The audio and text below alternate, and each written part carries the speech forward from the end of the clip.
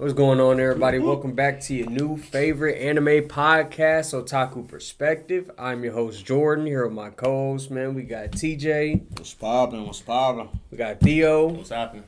Man, last week, man, we reviewed Frieren. If you haven't seen that episode, make sure y'all go watch it.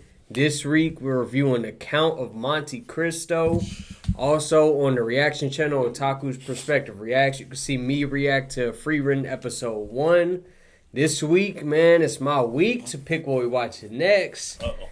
I think I got a show that the boys up here will appreciate, man.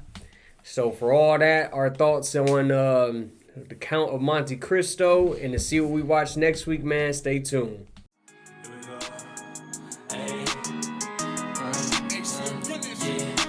I'm a real spitter, baby, give me all the currency. Ain't nobody in this rap game going hard as me. Tripled up my money, niggas say I got that pedigree. You ain't heard by now, let me introduce, I'm switch from 3. When you see me out, hella gas in rotation. I can't even count all these blunts I've been facing. Told that bitch to get up off my ass, up off my case.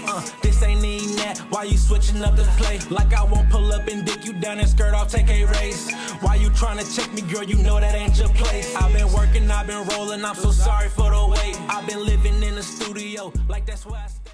All right, then, y'all. Let's get revisit initial thoughts on Gankutsuou. Our first reactions to hearing who's going to be reviewing the show this week. For anybody who may not have seen the end of last episode, what was you guys' thoughts on it? Any experience with the show beforehand?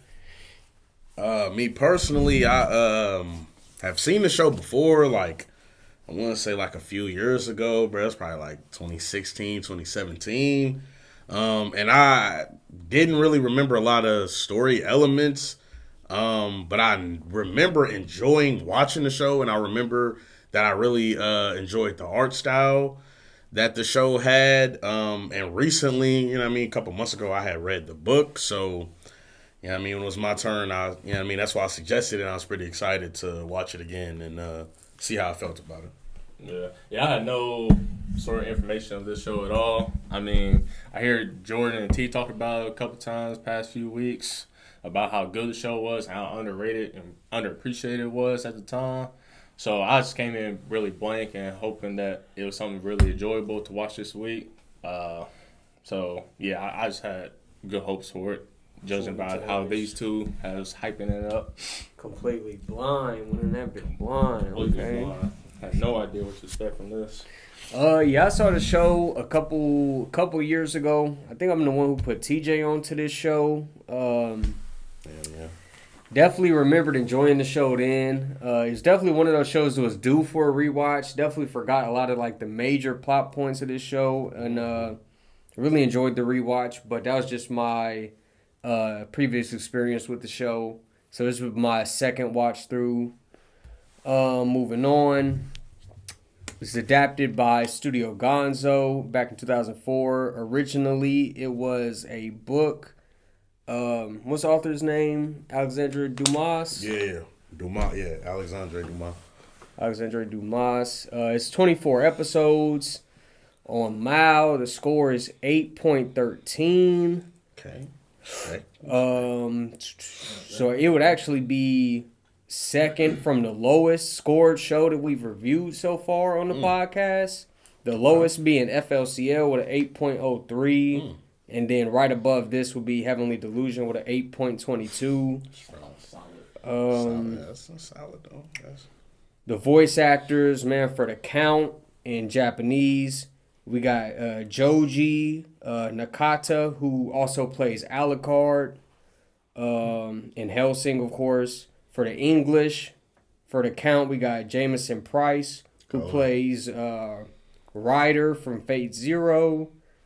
For Albert in the Japanese, we got Jun Fukuyama, who plays Lelouch in Code Geass.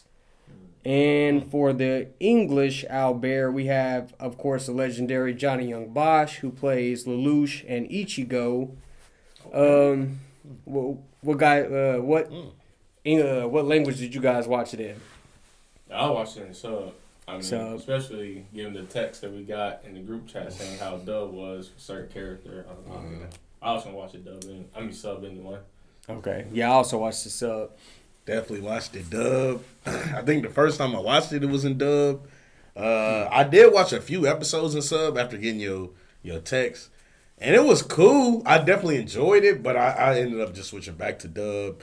Man, just you feel me? Just something about like the count and you know what I mean, like his voice actor, like it just you know what I mean. It was very nostalgic and I thought he did a good job. Yeah, I fuck with it. Yeah, I thought the count was done well because I listened to a couple episodes, Doug, and definitely both voice talents did an amazing job playing the count. Yes, sir. Yeah. All right. Without any further ado, let's get into these episodes, man. All right, man. Let's get it. All right, man. For Gankutsuou, episode 1, we are introduced to Albert and Franz enjoying a carnival citywide type celebration in Luna, which is located on the moon. They run into the Count of Monte Cristo, and he takes a liking to them. Albert especially. The Count invites them to a public execution and plays a game of 3-card Monte with a pardon letter from the Cardinal that could go to any one of the 3 men on death row. How y'all felt about this first episode, man? What was y'all thoughts? What was y'all thinking? You gonna go? I'll go ahead. First note I had was the opening. Of course, is the first thing we experienced. I was not feeling this opening. The vocals was like, who is this? Why did they do this to him? I felt like it was kind of like a thing where, you know, they like we'll hear a Japanese opening, and since you know we don't understand the language, they're like, oh, you know, it's kind of cool or whatever. Right. I feel like it was the reverse for this. They was like, oh, we'll just put some English song on there, and since you know, the Japanese audience doesn't really, you know, understand English that well. They just think, oh, English is cool. Because I'm like, just understanding English, I'm hearing it, I'm like, bro, this dude cannot sing. Who is this? This sounds horrible. It was, I don't know. I thought the opening was cool. I think initially for me, it was just like very nostalgic. Like when I heard it, I was like, oh, yeah, you know what I mean? Like it was just very familiar. You know what I mean? Not the best singer, obviously, but it was cool, bro. I definitely liked the OP. Yeah, I just skipped it throughout the whole thing. The times I did hear the opening, it wasn't bad. It was just I think I was more paying attention to the visuals of it, and then some of the voice kind of reminded me of like watching like Romeo and Juliet back in grade school, something like that. So it kind of just gave me that kind of feeling watching. So it wasn't good or bad, but it's very skippable in my opinion. So. Oh yeah, for sure, definitely. Yeah, not every time. Yeah, extremely skippable. I concur. I had the outfit designs are top notch. I really like a lot of the outfits that we see because we see a lot in that very opening segment where they're like riding through the town and you see all the background people and then like the first couple of the females that they talk to before they like go to this party thing. The food that I think this is like when they sit down and eat with the Count, they had like this crazy like fish looking food that they're eating. Oh yeah. I had the Count invites them to lunch again after that one. I thought it was very interesting. They had like public executions in Luna. And I thought that the one did the Count basically set it up to where he would pick the guy who had murdered out of rage over love. Yeah. That it would be set up so that he would pick that card because I was like, okay, you know, already kind of knowing the story a little bit, I was like, you know, the Count could kind of, you know, somewhat relate to that. So I thought that would be the one to get let go, but instead it was like... it was the other dude. Yeah, it was Peppino, and he was like the one that was just like outwardly like, yeah, I killed all these people. Just very, you know, outward about it. I'd say for me personally, I definitely enjoyed it. Like this first episode, definitely I loved the setting. As far as just like how colorful it was, like I said with the art style and like the different outfits. I was definitely excited seeing that they were like on the moon and it was, you know what I mean, supposed to be like obviously like futuristic, but still like holding some aspects of the book because the book takes place, you know what I mean, like the 16 or 1700s. So seeing that, like I guess I was just excited to see how they would kind of incorporate that. But a lot of things were like very similar to the book. one thing that kind of threw me off was, so like in the book, Peppino is the guy that's innocent basically, and he's the one that like he's the one that gets pardoned, and I mean, it kind of helps steer Albert like towards the Count, and like seeing him, I mean, in like this like, oh, I mean, he's like a nice, benevolent guy who, I mean, has a lot of money, like it helps with the cool aspect. Yeah. But in this show, I mean, I could just off that and like everything that happened, I could see that they were kind of taking a shift of like, all right, we're completely in the dark as far as who the Count was and different things like that. So I could see they were trying to take a more like that character down a more like sinister, kind of like diabolical. That's what damn sure. Perception. So I mean, I liked it though. It was cool. Like I definitely like wrote down like I think the Count still is like cool and mysterious, and I was just excited to see like how it was unfolding. But yeah, because we're seeing this Peppino basically is just like one of Luigi's thugs. Luigi's thugs. Yeah. Just to tag on to what he's saying about the Count being sinister. I mean, some of the shots that they did of him just like.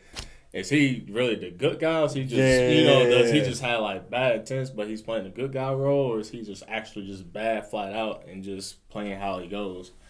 But I mean, the first thing that stuck out to me was the art style of the show. I mean, it threw me off a lot because the characters, because I was paying really close to their like design, their clothing they was wearing. I'm like, is it moving? Like, is it moving with the character or just moving on its own? Like, it doesn't have its own dimension kind of. Like moves when they move. Yeah, because at first initially gave me like the Shinsekai Yori vibe when they was in the forest, but it was just on steroids because everything was like that, And then some of the background characters were, some of them were kind of shaded out, so you kind of knew who the main cast was, and others were just like background filler in this episode.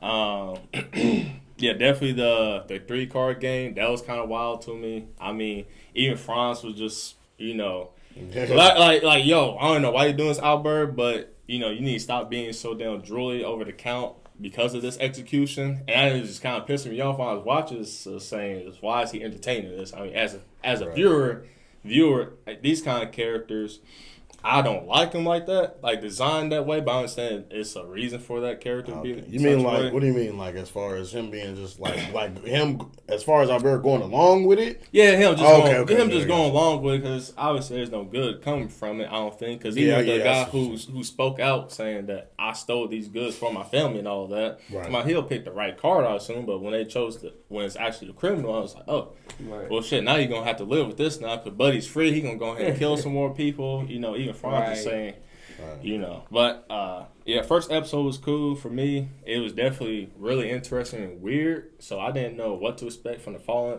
upcoming episodes, whether I was gonna like it or not, or I was gonna be more focused on the art style of the show because I think that's where it stood out to me. Really, just the art style of it. Yeah. I mean, the characters was cool. Even the Count himself, mysterious. You have no idea what his intentions really are. You just know this guy shows up to the party and everybody just like oozing from it. So, episode 1 was pretty cool. Did you guys think the card game was fixed? Just like maybe on the back of all the cards it said Peppino. Yeah, of course. I had no idea. I kind of had that thought for a minute, but if he had came out afterwards and said, well, no matter which card you would pick, all of them were him to be afraid, just like, I think that's some shit. But because he was kind of working for him, so he's probably I think like in the grand scheme of things, it was probably fixed. Like, he was like, either one you pick, cuz. We see the county like drops his like pocket watch. Oh, because at first they kind of just see him. They're like, "Oh, who's this guy?" And they're like, "Oh, he's some rich guy from out of town. Nobody really knows him." Mm-hmm. And then Albert, I think he like follows him. After the opera or whatever, he sees he drops it, and he's like, they basically run into each other because he's trying to return his watch to him. Yeah. But that's all I have for one. All right, y'all ready? Number 2. Yep. All right.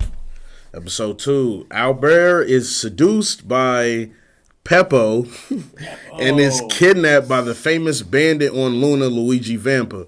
Franz is tasked with coming up with the ransom money and results to asking the Count after visiting every bank.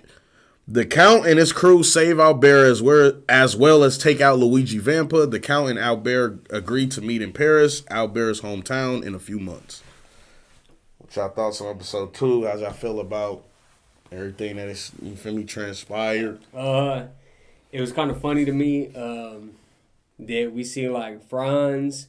He go home with a girl that night. Right. And of course, Albert, gets with a girl that night, and both end up, not going too well. Because we see basically, obviously, she points the gun at him. She robs, she's robbing him or taking him hostage or whatever. Albert, that is. Yeah. And then we see Franz, like the girl's getting out of the shower, and he has like this flashback to his dad dying. And he's like, basically, like, he don't want the same thing to happen to Albert. And he's kind of having, like, these bad feelings about Albert because they got into a fight. Yeah. And everybody at the party is saying, like, it is kind of dangerous. It's dangerous out there. And Albert was just wandering the street. So he's like, nah, bro, I'm better leave. Let me go check on my friend. So I just, like, the dynamics of that was just funny to me. Right. That definitely was fried. I think as far as episode 2... I really enjoyed it. This was the first episode where we got a little taste of Gankutsuou. And, you know what I mean? The Count maybe not being just like a human being or, you know what I mean? Like him having supernatural powers. We see him with his face off with Luigi Vampa. And like a line that he said that I wrote down, he literally told him, he's like, yeah, you're talented, but bro, it doesn't matter what skills or talents you got, you won't be able to kill me. And I kind of took that. I was like, damn, okay, so is he immortal? Like, what's going on? I did like the design of like the, you know what I mean, like the purple supernatural thing on like his forehead. I thought that was kind of cool. But yeah, this episode definitely was cool, man. It's literally what happens like word for word in the book. So, you know what I mean, I was definitely familiar with, you know what I mean, what's going on. And I was just, like I said, man, just excited to see like how it goes from here, man. I ain't gonna lie. Yeah, episode 2 was cool. When Albert got caught with the chick and she stuck the gun, I was just like, I kind of seen that coming, man. I kind of see that coming. Okay, you was suspicious of her. Yeah, all right, dude. It's just like, there's no way she's just here to actually just have fun with it. He said it was too easy. Yeah. I mean, him being locked up, I was kind of surprised that they was just like, we want this amount of money. And France was just so panicky about, all right, how I'm going to find this amount of money? Right, this 50 million. Right, 50 million. It's just like, oh, shit. And it was kind of funny to me that seeing Buddy was there. I'm like, this dude's on this shit? I'm like, oh. Pepino. Yeah. Right, like, just got saved. God, he's bro. back in the streets. Back on the shit. Just hit bail, man. Now he's back in the streets. Man, and I kind of felt for Franz when he went to the Count because he was probably like, man, this is the last part I want to go to. Because that's how he felt about episode 1. And I mean, I felt for him even after they saved Albert because he was like, we saved you because we care for you, all that shit. But then Count was like, no, maybe it was Albert, and he invited him over to dinner and all this shit. And then Franz was like, yeah, that's cool and all, bro, but let's leave him out of it. Let's just go ahead and move our rest of our lives and just be the Count, do whatever. But I mean, I kind of felt for Franz after they was in the carriage and they had that little dialogue. I don't remember word for word, but he just pretty much didn't like the vibes of the Count in general. Almost like he felt like they owed him something, kind of vibe I got from it. Yeah, like it's a lot of money to be asking. That's right. a lot to be asking somebody. Yeah. Right, you feel me? But episode 2 is pretty cool to me. I did like the entrance we see both of the henchmen busted in. Yeah. It's gangster, man. That's really dope to me. Okay. All right. Did y'all notice during like the whole sequence of Franz going back to like trying to get the money from people, he goes like back over the girl's house and he's like trying to ring the doorbell, and she done already like called another dude over. She like opens the curtains, shuts it. Yeah, look out the window like, who's that at the door? She moved fast, don't she? Man, that shit was hilarious. We see the Count. He kind of like notices that Peppo is male, which we learn. We learned that. Yeah. Like, huh? Yes, actually. He like looks at her, has a reaction. Yeah, that was hilarious. We see now Albert does now in this episode return the little pocket watch thing, and basically now being indebted to the Count, being obviously that he saved him and he paid the ransom, whatever. He's like, hey, I'm gonna be in Paris in a couple of days. Can you show me around Paris? Right. And they're kind of like, oh shit, that's all you want? Then hey, that's easy. I can do that. Right. I also thought that everything the Count said was just so convenient. Like, oh, I'm gonna be Paris. You there? Yeah, cool. Go ahead and show me around. Oh, damn, you did this for me? I was like, oh, all this is in his plan. My man's just the mastermind. I literally was getting that feeling early. I was getting that feeling early. I'm like, bruh, I think, cause I had looked it up. I'm like, he's light before light. Cause this came out in 2004. Mm-hmm. Death Note came out in 06. I'm like, oh yeah, this shit. This character has already been like that before. Okay, yeah, he was scheming. I'll say like Albert was. I thought Albert was pretty brave in this episode. Yeah. When they was about to scorch him with the little the sword, like the flame sword. Oh yeah. And he's like, don't, when they was on Peppo, he was like nah, bro, he wasn't flinching or nothing. He was like, yeah, go ahead, fuck it, kill me. Right. Nah, definitely. I will say that a lot of the times Albert did kind of come off as like whiny and annoying, but like times like this, I feel like really kind of cement that idea early on, and like, okay, like. It's a little more heart, you know what I mean, and courage to him than he might first let on with just coming off as like, you know what I mean, a young, immature kid. So, yeah, I definitely like that. And I also had written down for episode 2 that I thought, like, just the Count's presence on the stage, bruh, like, just how the voice actor was, like, just how he talked and, like, how he seemed. I was like, I knew he was going to be one of my favorite characters. Like, I knew he was going to be my favorate character in the show, so. Oh, yeah. Yeah, I definitely love that. He's a smooth operator for sure. Oh, yeah, for sure. Yeah. All right. Alrighty, episode 3. I got the Count meets Albert's friends after they have a get-together. And later on, Albert asks the Count to stay for dinner, and the Count ends up meeting Albert's parents. How'd y'all feel about this episode, man? And as far as like, them and their fiancés having their little get together, and then I thought it was cool, especially when the Count was just looking at all the pictures and shit, and then he saw the familiar woman, and I'm like, bro, don't tell me that my man's fiancé. And after she was like, oh, I guess it's here, walking down her blue shit, I'm like, oh man, did she have just like amnesia, like his like memories of him has actually been voided out somehow, or is it like my man specifically knew it's her, or she's just maybe a lookalike? I kind of think it was gonna have like a little dialogue between them two. It's like, you remember me and all that kind of stuff. That's why I thought it was gonna be thrown at, because of how the Count's character is. But episode 3 was pretty cool.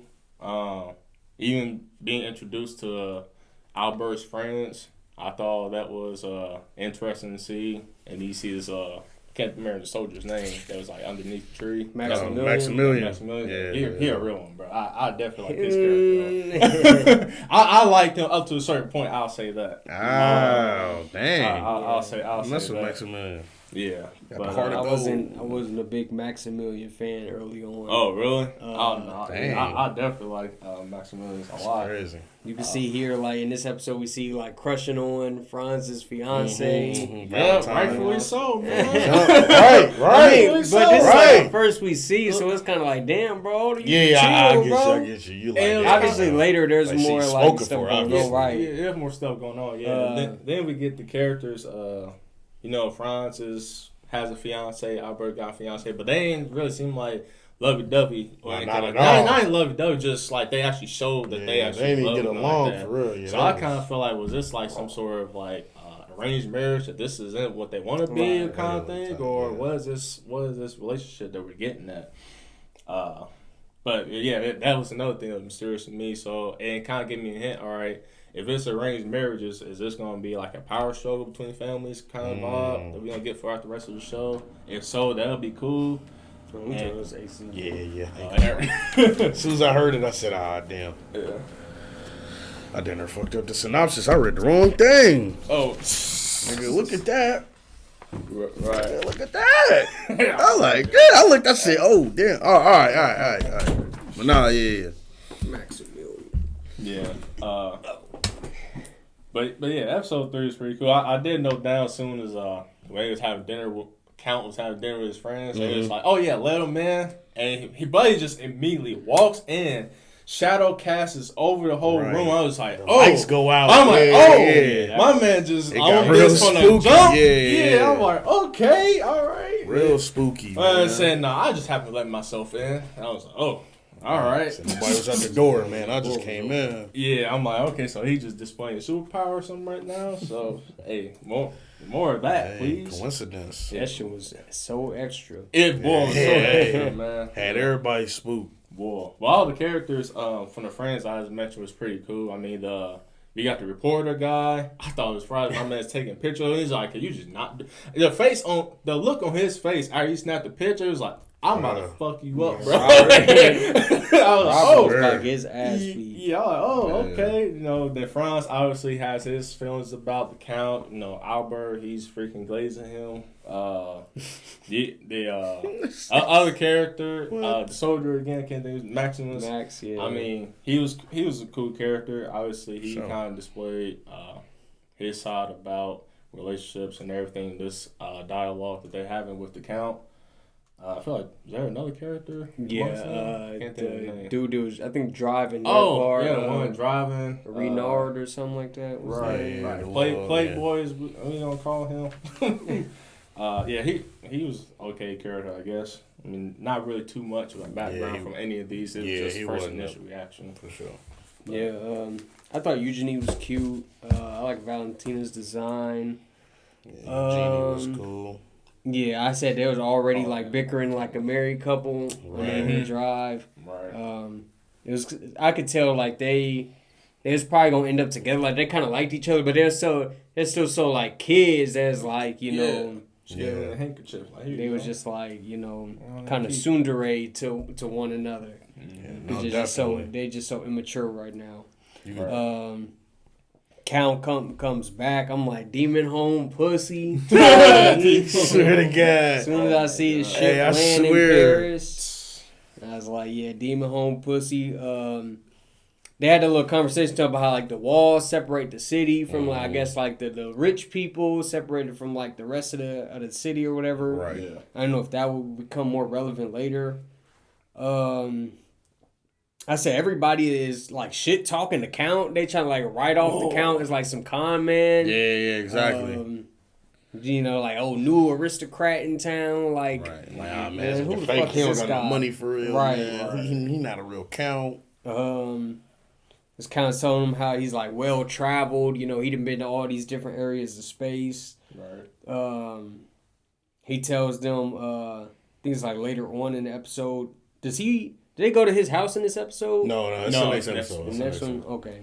Yeah. But basically telling them, like, you gotta look out for yourself. You can't, like, trust other people. And I was like, yeah, knowing already his stuff of, like, him being betrayed by his friends. Right. It would make sense for them to tell them that. We see Peppo is now working at Albert's mansion. Crazy. Where the fuck I was like, okay.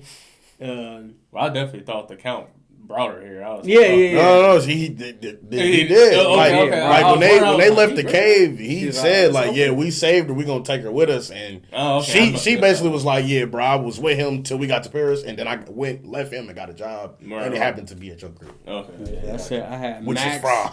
Boy, that's what I'm saying. Max wants Valentine bad this episode. Yeah, burning desire, man. God, we need some of that Val. She like that though. We have, obviously the Count's reaction when he sees like that painting of Mercedes. Mercedes, yeah. Yeah. Thought that was a really good scene. Yeah. And then when they like leave the house afterwards, we see that he doesn't appear in like any of the audio recordings or pictures I was gonna comment on that. Robert had taken. Yeah. That right there. I didn't know if he had some sort of like. That was some sort of power or what he had going on, but vampire. and even like and even when that's what I thought too, like he might be a vampire or something. And even when the reporter was listening back to the audio, he was like, hey, it's crazy that his voice is the only voice that's like not on here at all. Like, it's not muffled. It's not on there, but obviously we know he was talking to them. So I thought that was cool, and that kind of gave me an inkling of like, okay, this is taking place in the future and a bit advanced. So once I seen that, I was expecting either to be supernatural powers or for them to have, I don't know, for the Count to have different like technology and like gadgets and stuff. Like as we see later on in the show, that's exactly what he had to kind of help him. Yeah, I mean, complete his goal or whatever. Okay. Cause that scene kind of reminded me of a movie. I think it was like Conjuring 2 or whichever one. But they're like in London, and similar thing kind of happened. It's like they're doing an interview, asking questions, but they never got the answer back. Even though they did get the answer, just never showed up on the camera. Recording and stuff. It just never showed up, and it kind of reminded me of that. Supernatural, man. Spooky. Whoa. My last note for this episode had Faded Reunion. Of course, between the three. It was like, Mercedes is a baddie. Yeah. Yes. I ain't gonna lie. I literally had that written in my notes. I would be on a revenge streak. I would be on a revenge streak too if niggas took a bad bitch like that away from me. I'm like, bro. I'm just thinking like, bruh. Literally like Anakin, bro. Anakin. I lose to Padme, bro. I'm losing it, bro. I ain't gonna lie to you. Man. That's it. That's it. Three? Yeah. All right, let's get it, man. Number 4. Episode 4, Albert and his friends go and see the Count's new house in Paris. It's very extravagant, with an unsuspecting room being an elevator to another dimension or something. Golden floors, walls, gigantic pillars, and an entire body of shark-infested water. Also, it had a artificial like sky or of like that planetary display. How'd y'all feel about this episode? This episode was pretty good. And again, that's why I like Maximus, because he pretty much explains like, you guys are in these relationships and you're engaged with your fiancés, but do you not show love to them? Right. And they just kind of no, I don't know, not really. Right. He's they like, bro, it don't really work like that here, bro. We get into the money, bro. We got foreign business connections, and we gotta uphold the status quo, bro. You talking about feelings, love. He was not feeling none that. He just said, I just want to smoke with Franz, man, because like you, he definitely wanted to smoke. he was on the shit, and then it was Franz because. We was talking about the outfit that Albert was wearing, the pirate outfit. Which when I first seen that, I'm like, when Peppo said wear something more, I guess flamboyant or whatever, and I seen him, I'm like, man, this couldn't get any I thought he was gonna wear more gold or something. I said, something super like stunning out there. Swashbuckling, bro. Okay. But I was hoping that they'll change the wardrobe, which I will say they do a lot of like wardrobe changes in the show. I definitely like that. And again, with the art style, this episode was pretty good and extravagant, like T said. Even when they went into the they're in like the outer deck, you see it's like, man, is this the sky? We just see all these orbs and all these rings stuff. Like, what is this? And Count explains what it is to him and all that. And I thought it was Friday where they walked into his house. I'm like, damn, this house small as hell, but it just straight dropped down from the elevator. I'm like, okay, my man said. When I seen that, I was like, yeah. I was like, all right, that's cool, man. The episode was pretty cool. The battle between Max and Albert was kind of fried with me because Albert really just went out in rage based off of emotions. And Max kind of did the same too, but I felt like Max was more justifiable compared to Albert's point of view of why is he fighting. And then on top of that, I seen Count just in the background just like rubbing his hands like, yep, I just need all of this to happen because I need you to be on my side. Everybody else that's just talking and shit, like, it's coming from the families that betrayed me and all that. Even his father and all that we learn later on. I think that's episode 5. That's the next one. Oh, okay. Okay. But, the episode 4 is pretty cool from my perspective. Yeah, I definitely had this is the best episode to this point in the show. Obviously very early on. We see because I believe the first half of this episode is like the end of like the dinner at Albert's house. We see the Count can't eat.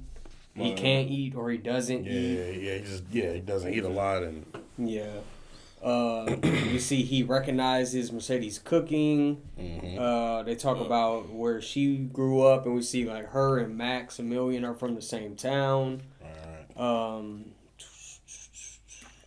question, like, at this point, how much does she know? Like, does she know it's Edmund? How much, is going on there as far as her, memory being rejogged? I see, or I noted that, if anything else, this is probably like the most true words that the Count has said to Albert to this point. At the end when he leaves, and he was like, "I'm most grateful to you for, allowing me to have the day that I had today." With him being able to come back and see Mercedes and everything. Yeah, which is true. That's probably it is true. We see the Count goes back and visits his father's grave in this episode. Yep. I had a question, was Peppo placed in the house specifically to like play up Albert's suspicion? Yep. Because she keeps like hitting on this, idea of, oh, your mom, she looking at this picture, or she like had this look in her eye, or when the Count and her are like sitting on the balcony talking about like their hometown or whatever. We see Albert is watching them through a window, and Peppo comes up and she started like talking shit in his ear. Edmund in this episode like alludes to how he was basically like sent to the little space Alcatraz or whatever, and he's like left for dead, flung out into space.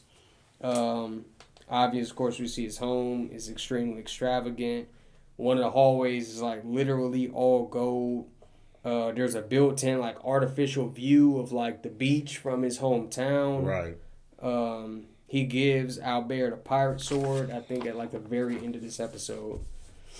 Yeah. And that's everything I have for 4.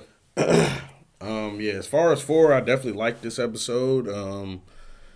I definitely noted, I said Peppo is new. Obviously in the book she wasn't like a reoccurring character like this, and I was suspicious of her with just how she was, like you said, like probing at a lot of stuff and kind of alluding to a lot of things. Like, we definitely see Mercedes looking at a picture and we don't know who it is or whatever the case may be. But just the fact that she was like, well, hey, is that a picture of the Count? And do they know each other? Does she have another lover? Like, I definitely was suspicious of Peppo, like really kind of playing up suspicion and trying to brew trouble.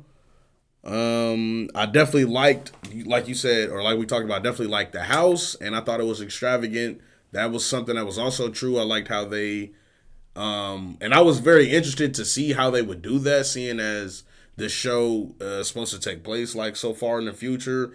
That I liked how they did it, and I liked how they were kind of able to play with it. You know what I mean? They're like, cause it's the future, and they were showing like he's this wealthy, like he can make anything. So I definitely like that. I thought it was just different and like definitely refreshing, and it was cool.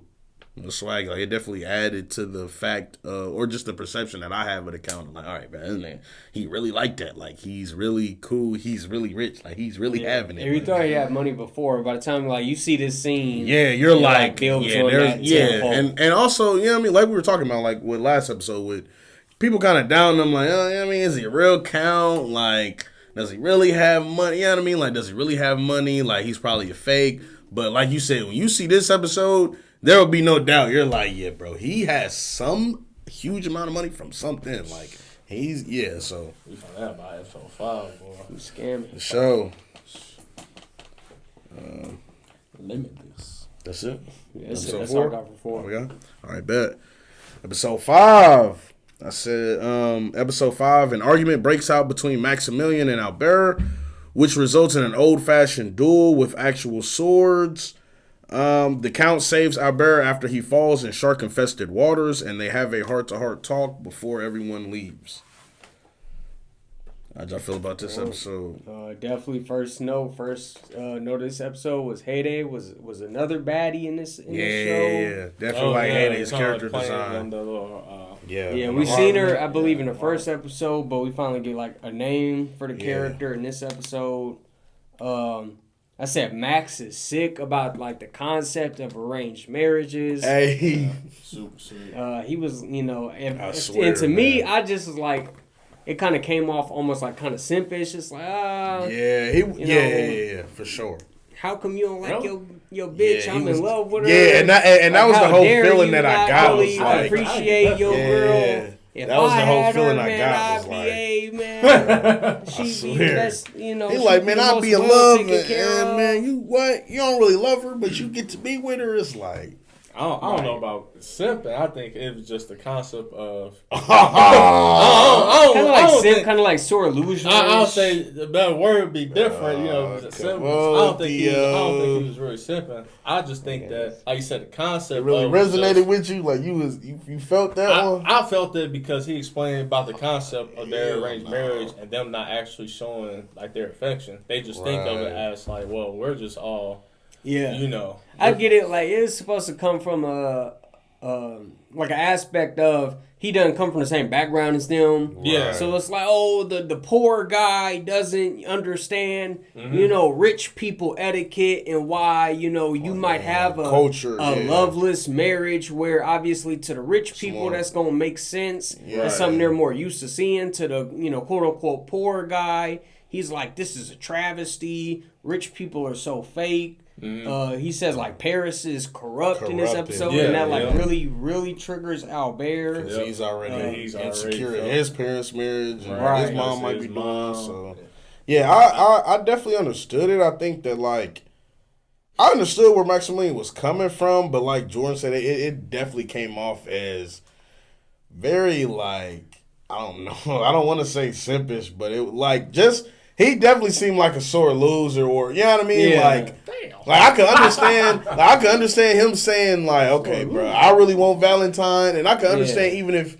he had asked the question like, "Okay, you're not really in love with her," and he like, "All right, now I'm gonna start and formulate and enacting a plan to get her." That's fine. Like, do what you do, but I feel like. You know what I mean? Like taking a stance on like everybody in Paris or just, you know what I mean? The aristocrats or just the people in Paris like, hey, y'all corrupt, bro. Y'all be having marriages. And it's like, in the grand scheme of things, like, you know what I mean? Like Jordan said, like in the grand scheme of things though, like realistically, it does make a lot of sense. And people have been doing that since the beginning of time. And even to this day, like a lot of cultures still do that to this day. Whereas, you know what I mean? Like they may arrange marriages and it might not be. You know what I mean? You know what I mean? I own this business and you own this business and we gonna link up. But just in terms of, you know what I mean? It's a lot of coaches that are like, okay, bro, I know these people. You know what I mean? Like we share religious views, we share moral views. You feel me? I feel like they raised their kid up right.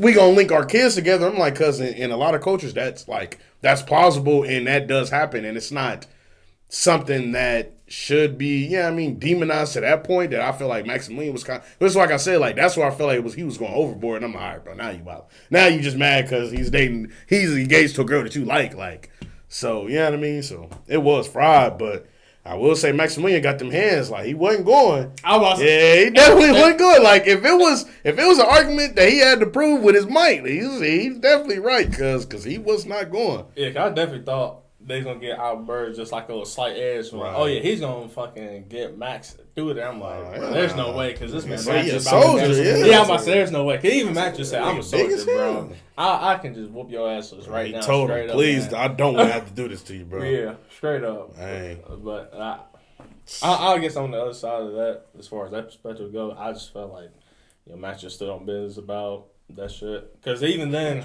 and I don't remember what episode it is, but there was an episode where Valentine's dad was like, Max showed up. He just said, man, I don't even know why you here for, bro. Like, I know you say you like her, but, man, you poor. You not even, you got nothing to do with any of us as a crack. So you might as well just go ahead and skip her away. See, that's why I don't like him early on, because he damn near turned into a Valentine stalker for like 3-4 episodes. Oh, yeah, he did. He did do that, I was like, bro, no means no, bro. Chill. Yeah. Hey. Yeah, but he even posed a question to the rest of them. He did pose a question to the rest of them. He's like, man, how y'all feel about it? Like, Franz, do you like your girl? I mean, well, Albert actually asked that question. And he was like, hell, I don't really have the thought about that. Right. He asked Albert, how about you? He said, I don't even know. I'm like, oh, that's wild. But obviously, his fiance, I can't remember her name, was Eugenie. Mm-hmm. I felt from the get-go, she actually liked him. It was just buddy. Just never thought it that way. Yeah, then again, I mean, she was mean as hell, so I feel like that was you know what I just, mean, like with him being immature and young, I could see him like not even thinking about it like that because they were, I mean, already like engaged and they're only 16. You know what I mean? So it was like when the movie's telling you like, yeah, this who you gonna marry. So I think it's kind of like right. they just weren't even thinking about it. You feel me? I think both of them might have had feelings for each other, or like they said they were childhood friends, but. I feel like when you feel me, he was like, I don't know. He was just kind of like, bro, this is something I have to do. Like, I don't know. I ain't really thought about it like that. Right. He was just still so busy just being a kid. Right, basically. literally, just still growing up and stuff. So, right. What else I have for this? That's a 5. yep, Yeah, no, I had, and we see Edmund talk to Albert's dad, and I'm like talking business with him. So I had a question like, is the Count, is he gonna throw his hat into the political arena? right. And then my last note for this episode was Albert kind of like questions Eugenie about their relationship after everything that Max had said, and trying to like see where they were as far as that went. Yeah, I mean, I pretty much got the same thing. I mean, he meeting Eugene's father. I thought that was a funny scene of him just like, oh, you're here to invest in stocks and all that? Well, your contract, you got all this kind of funds. You can't even deal with that shit, bro. Like, Right. just say, well, really?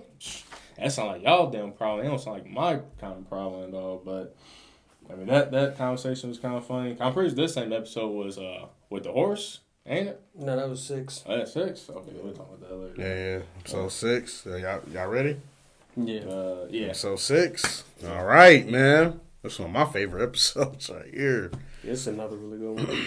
Episode 6. Albert introduces the Count to Don Glar, a very successful banker and investor. After seeing the Count's 3,500 credit score, the unlimited credit line with another extremely reputable bank, and seeing the Count flex $500 million for his would-be initial deposit, Don Glar gives him an account and almost sells his wife's favorite horse to the Count. I hope that nigga did. Almost. And he did, but he was like, he basically did. Count said, yeah, I sold it for like $20 million, but as soon as white showed up, but it was $60 million. Man, I thought the $60 million would be cool. She was like 60. Hold on.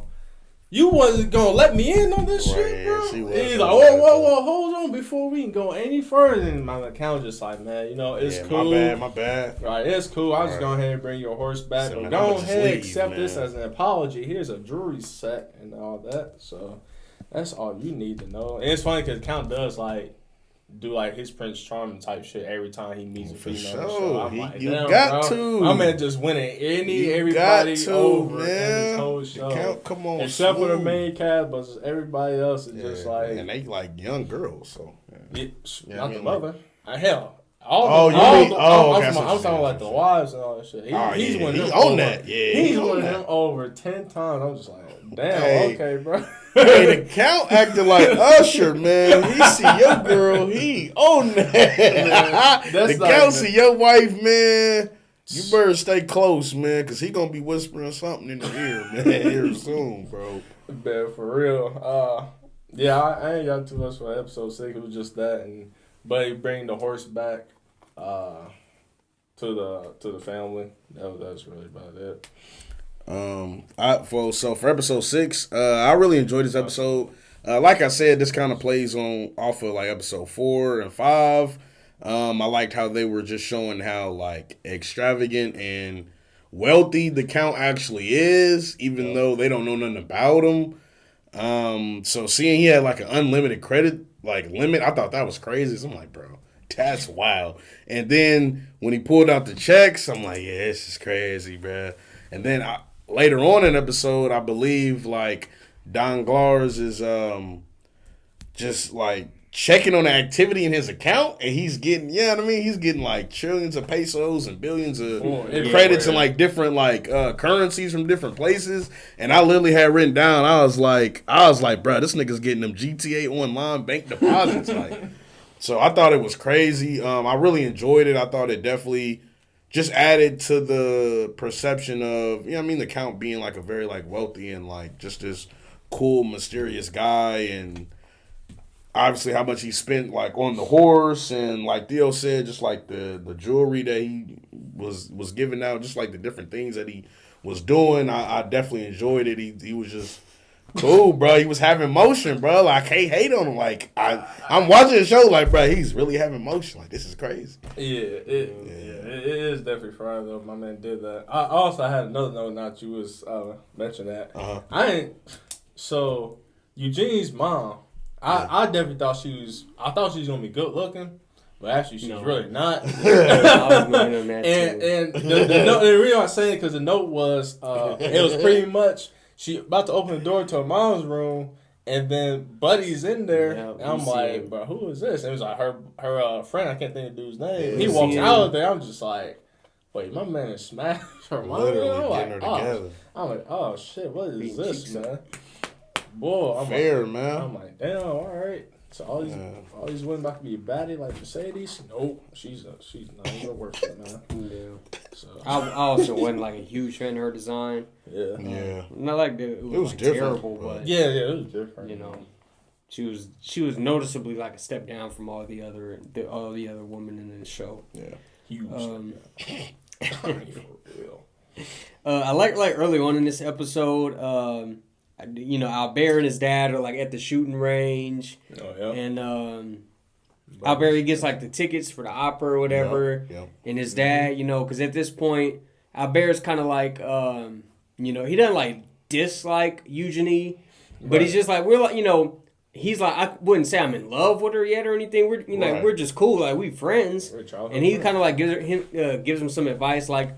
At first, he wants to like send a ticket to her through like the maids or whatever, just you know. And he's like, no, you know, go over there and hand deliver it to her. You know, this is how you like win her over bit by bit.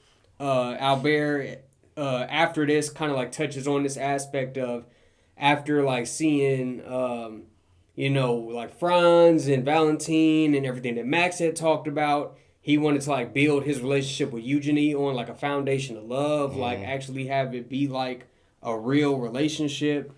As you like kind of hitting on after this, we see Lucien and his, you know, him having this affair with Eugenie's mom. Right. And I kind of questioned after like seeing his dad in the office or whatever. I'm like, or her dad in the office. I'm like, either like he just knows and he don't care, or he's just like so busy and so consumed by his work that he doesn't notice. Right. We see Edmund, like you had said in the summary, like going in there, he's trying to get the unlimited line of credit, and it's hilarious because like questions him at first, and he's like, "Oh well, I had like $500 million I was going to deposit into my account today, but I guess I just take my business elsewhere." It's cool, man. I get another bank in Paris, bro. Wait. No, hold on, bro. Come on back with that. Unlimited line of credit is crazy. We can work something out. And at this point, you just kind of accept it. You know, the account just has like this unlimited money glitch, so it is what it is. Eugenie's father tells what's her name, Victoria, the mother, like he just bought Eclipse. Like they have the best horse in Paris, like the best racehorse in Paris, Eclipse. And he's like, oh, well, the Eclipse is worth like $6 million. The count just bought him for $20 million. And she's like, I don't give a fuck. Give me my horse back. Right. I told a friend that they could borrow Eclipse tomorrow. He's like, no, man, fuck that. We can get another horse. And then he comes out there. He's like, oh, my bad. I thought $60 million was a fair price. He's like, you little bastard. So you was going to pocket $40 million for yourself. Yeah. That's a hilarious scene. We see Eugenie and Albert after he gives her the ticket. They're like watching like from a window across the hall in the house. Yeah. And she's like, man, fuck, my parents are fucking crazy. Let's get the fuck out of here. They go on a little ride. Go faster. And they just like sit and Eugenie like vents about her parents. Mm-hmm. We get like a couple of our first scenes or hints at like how naive Albert is, because she's like, man, I wish I could just grab some money, say fuck it, and run away from here. And Albert's like, fuck it, let's do it. Mm-hmm. And she like, man, you still such a kid. All right, hop in the car, man. Let's go home. Right. Because obviously like they're like rich, spoiled kids, like. They wouldn't be able to fucking make it on their own. What else did I have for this episode? Oh, I said the Count think he him. He go to the opera. He buy like the suite or the box that the prince who was assassinated had, and they had it closed down. Ever since he was assassinated, and they like he bought season tickets for that box, and he come through and he got Heyday all like dressed up in a crazy dress, and all the little rich people. Look, I said, man, he thinks he's him. Okay, he have emotion, bro. We see Heyday has of course a strong reaction to see Albert's dad, so that creates some type of mystery there as to what that connection might be. Definitely hints at some. We see Mercedes. She sees Heyday and she kind of like has a reaction like, "Oh, he didn't got a new bitch, whatever." And then at the very end of the episode, the Count returns Eclipse with some surveillance tech inside. Right. That's all I have for 6. Thanks. Yes. Cool. Yeah. All right, man. Episode 7. While Albert tries to help Maximilian talk to Valentine and confess his feelings, the Count saves Madame Villefort and Danglars and escorts Madame Villefort home. The Count seems to seduce her and gives her a Borgia ring used in the past to administer poison to countless people. Playboy Count, man, strikes again. Oh, episode 7, what y'all thinking? See, this was like the pinnacle of Max pissing me off in this episode. Okay. I said he trying to turn the heat up on Valentine. Weird. He give her an ultimatum when they sitting in the opera, like, hey, me basically saying like, I forgot what he says like verbatim, but he basically says like me or him. And at this point, she still like chooses him. He gets shitty. Right, that nigga was like, all right then. I forgot what scene exactly made me say this, but I had Franz is mad gay in my notes. I think they were like discussing like love and like loving somebody, and then like Franz had like a flashback to like him and Albert playing as kids. I said, "Oh, why are you thinking about that, man? Hold on, what are they trying to say?" He not in love with Valentine because he actually loved Franz. Okay, I didn't think they would. Just like outright confirm it like that. He definitely, he was definitely sweet on Albert, man. And then we had like the whole scene where Albert is trying to like take Max to like the Villefort Manor and like talk to Valentine. I said I had Max trying to slide on Franz's bitch with no confidence. Swear. How you gonna try to take somebody bitch and you got no confidence to do it? Man, he need a backup crew and everything. He said I need somebody to really talk and tell how I feel. So and then I had that shit fraud. Aloise is a baddie, another baddie introduced. Louise. Yeah, Valentine's mom, her second mom, her stepmom. Yeah. They go over there. For real, man. Valentine. I had Valentine love Franz gay ass. Cause they go over there. She like, that's not what I wanted to hear. Basically, whatever. Him trying to confess to her and them trying to be like, y'all not thinking about what I want. Like, right, y'all friends, y'all trying to hook us up because your friend like me. I don't like his big ass, man. Like, I'm good. Hey, literally, she was like, you ain't thinking about what I want. I don't want this. I don't want this, nigga. I'm like, damn. We get introduced like Valentine's father, like Villefort, like Mr. Villefort or whatever. He's like this ruthless judge who's like giving people death sentence or whatever or petty crimes. They say even the petty criminals hang when they judge by him. I'm like, Jesus Christ, bro. You think I had that written down? I said Villefort cruel as hell, ain't he? Like, bro. They get the Count and them. They get Cavalcanti or whatever out of jail this episode. Yeah. Cavalcanti. The Count saves, Eugenie and Valentine's mothers from crashing. We see like was it Ali getting away? The little alien dude. And stop the horses. Yeah.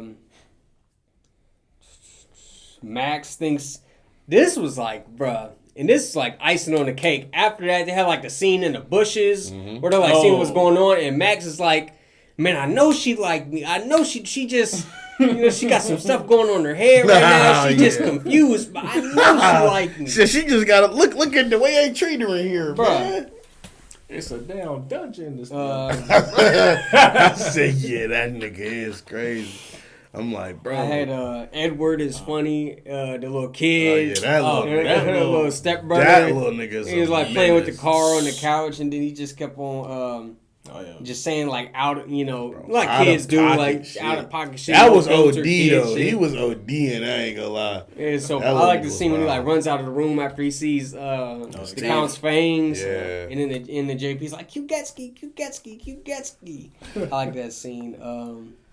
Which of course vampire in Japanese. We see that Eloise is like them are like a low key chemist. They go to the greenhouse and she got like all these poisonous plants and stuff, and she got like this lab set up in the greenhouse. The Count gives her the the Borgia ring? Yeah, the Borgia ring. The Borgia ring. Yeah. It has like what is it? Like poison in it. Yeah. That's like the little needle in it. And it's based off like this. I guess it's historical Borgia woman or whatever. They it's off the Pope. Caesar Borgia. He was like a pope. He was like a cardinal. He like was famous for like inviting niggas over to banquets and poisoning their wine and shit to kill them. Okay, yeah, because the way they said it was it was evident that it was like based off some historical figure. Right. Yeah. Hell yeah. And then by the end, I'm like, Louise want the Count Bass, so she ready to get out of there. I'm talking about, man. Yeah. I'm talking about the motion the Count is having, bro. They couldn't even capture it in 4K. Like, oh, yeah. I ain't gonna lie. When he seduced her in the garden, I was like, yo. Because at first, I'm like, okay. At first, you feel me? I'm like, okay, is she kind of feeling him? And then when he hugged her and she got to wriggling, I'm like, oh, okay. Yeah, that's what's going on. Yeah, that shit was fried. Cause I thought, cause I think it was like that same episode, maybe the episode, beginning of the next episode. I think it was beginning episode. Now I think Bob mentioned that. But yeah, that scene right there was fried. I'm like, bro, there's no way this is really going on. Cause even Albert seen it first. He grabs the damn binoculars. I gotta see through this thick ass glass to see what's going on in there. Like, Max just like, bro, what are you doing? We need to fucking go. Right. And then we see the Count feeling a unease presence behind his shoulder. Gave him the glance. I was like, oh yeah, that's your ass, bro. The Count knows that you've been stalking him the whole damn time. Yeah. But yeah, 6 was cool. Yeah, the little kid, I knew as soon as I seen him, I was like, oh, he's going to be on some bullshit later on. I feel like, bro, he's a little demon. Man, he was a little demon. Every time I see him on camera, I'm just like, man, this kid just no good. I don't know what scene it was on the upcoming episodes, but one of you guys probably mentioned the scene. That would probably, light probably go up. But, yeah, episode 6 was pretty cool. Her finding out that she's like a... What do you call those people? Like blood plants, botanists, botanists. Yeah, botanists. Yeah, botanists. Yeah, botanists. Yeah. She like a botanist and a toxicologist, and right. Like she didn't even know all that. She was just like, oh, I just love these plants. Like all these plants. Bro, she was capping because she was definitely capping on that part. As soon as she said, I don't know, and looked away, I said, oh, man, right. Right. That's tough. Yeah, I mean, 6 was cool from the most part. It was just another build up for me, so I don't got really too much notes on this, other than just the funny scenes in this segment. Sure. Right. That's it. Episode 7. That's it. All right. Episode 8. The Count invites all of Albert's friends and their families to a banquet at his new villa, which happens to be Villefour's ex-father-in-law's. We are introduced to Cavalcanti, supposedly a young man from somewhere deep in space. And they also, I believe, Eugenie performed in this episode as well, like on the piano for him. But, how'd y'all feel about episode 8, man? Episode 8 was pretty cool. I thought it was interesting that the Count set them on their separate ways to just find this little treasure hunt that they was going on. Oh, yeah. I think that's like episode 9 when they Is it? Yeah. Okay. But yeah, going to episode 8. Yeah, episode 8 is cool. When we get to see the mother, Valentine's mother, you know, her husband, all of them getting gathered around, they're drinking, and you see her with the ring. And I'm like, oh, who's she about to dip, bro? Yeah, literally, when I seen that ring, I was like, oh, who's about to get got in this episode, man? Because she's on that shit already, man. Right, just got it. She just got it. She's like, yeah, I just off people. Yeah, I just wrote down everyone in this little dinner night. They all fake as hell. I just realized they all just fake, man. They're all just trying to gain something out of this. Oh, for sure. I felt like the count was on some shit again because of his suggestion about the game, whatever. But that progresses into episode 9. Then we get to see Conti, right? Then we get to see Conti in this episode. Cavalcanti, see him. I seen him. I'm like, oh, this is the dude from the prison. Right. Wow, the fuck, my man's here for it. Then the count, I'm like, the count on some shit again. So what is this? This Prince Charming, because my man seen Eugene, and he was already on that. I'm like, Eugene, bro. I'm like, I don't know how you gonna feel about Albert, but you gotta step your game up. Literally, bro. he said, "Man, I don't know who girl this is, but I want her." I swear, man. Yeah. Yeah, that's all I got for episode 8, though. Yeah, episode 8 was pretty laid back for me. Count was trying to put him through the same thing. Yes. Yes. I said for start this episode, I said Albert. You know, we had a scene like where he's like depressed, sitting in the bathtub with the water pouring on him. I said he's starting to realize that like sometimes like, you know, quote unquote love ain't shit, and like people, you know, some people out there just gonna do whatever they want to do because he's saying like when he goes to Eugenie's room a couple episodes ago and he gives her a ticket, she tells him like, Lucien, you know, been sleeping with my mom. And that's not no friend of mine. You know, he having an affair with my mom, and now he's seeing the count and you know, the Villefort Heloise. So he is definitely. And so he now, you know, he's becoming a little bit more mature. His innocence is starting to like go away. He's like, oh, motherfucker, really, he's out here wilding. Yeah. Obviously, they're invited to the Count's new home. I really like the setting for this episode. It kind of gives you that feel like I loved it. The old school like murder mystery parody that like a lot of series like play on. Like Family Guy did that. Right, Family Guy had an episode about him like in the mansion and the stormy night, and then the lights go out. Oh, somebody dead. Who did it? So I was like, oh, would it be like a parody or like that kind of setup? I had a question like they had kind of hinted at Valentine's like birth mother. Maybe she was poisoned because you know, we see Heloise with the poisons and stuff, and they talk about how she died young. Yeah. That is really all they say about it too. Is like she just died young. Young and beautiful. Max needs to give it up. Uninvited is here. I'm like, he's on prime stalker shit at this point. The Count tells Albert about his, you know, supposed space illness, his little space cancer he got. Right. You know, like takes the glove off, shows him his hand. Yeah. Albert tells him like, "Hey, my bad. I kind of saw you and Heloise at the in the greenhouse." And he's like, "Hey, oh, it's all good, bro. You know, she just wouldn't take no for an answer. Right. You know, we men, we all been there." And he's like, "Oh, okay. I thought you was gonna be mad at me." Like, "Nah, bro, you cool." Right. Well, I'm good. Okay, that same scene. Buddy came out there with the box. Yeah. Box thing.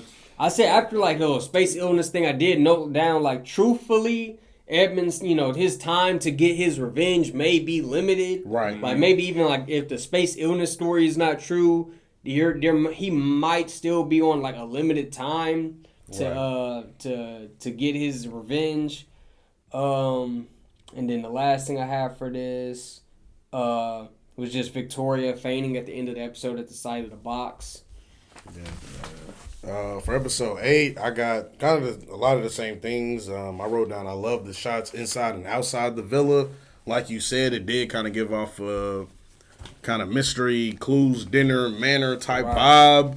But also it was kind of giving me off the vibes of like, I don't know, just like vampire, Count Dracula type. Like that's what I wrote down. I was like, and then once I seen the space disease, I thought, okay. And just also along with a lot of other stuff like him noticeably having fangs. And then I believe in this episode, there's a shot of like when he first presents the box, when he first brings it out, there's like a shot where, you know what I mean, his head is down, he's looking, and then like you see his fangs and his eyes are red.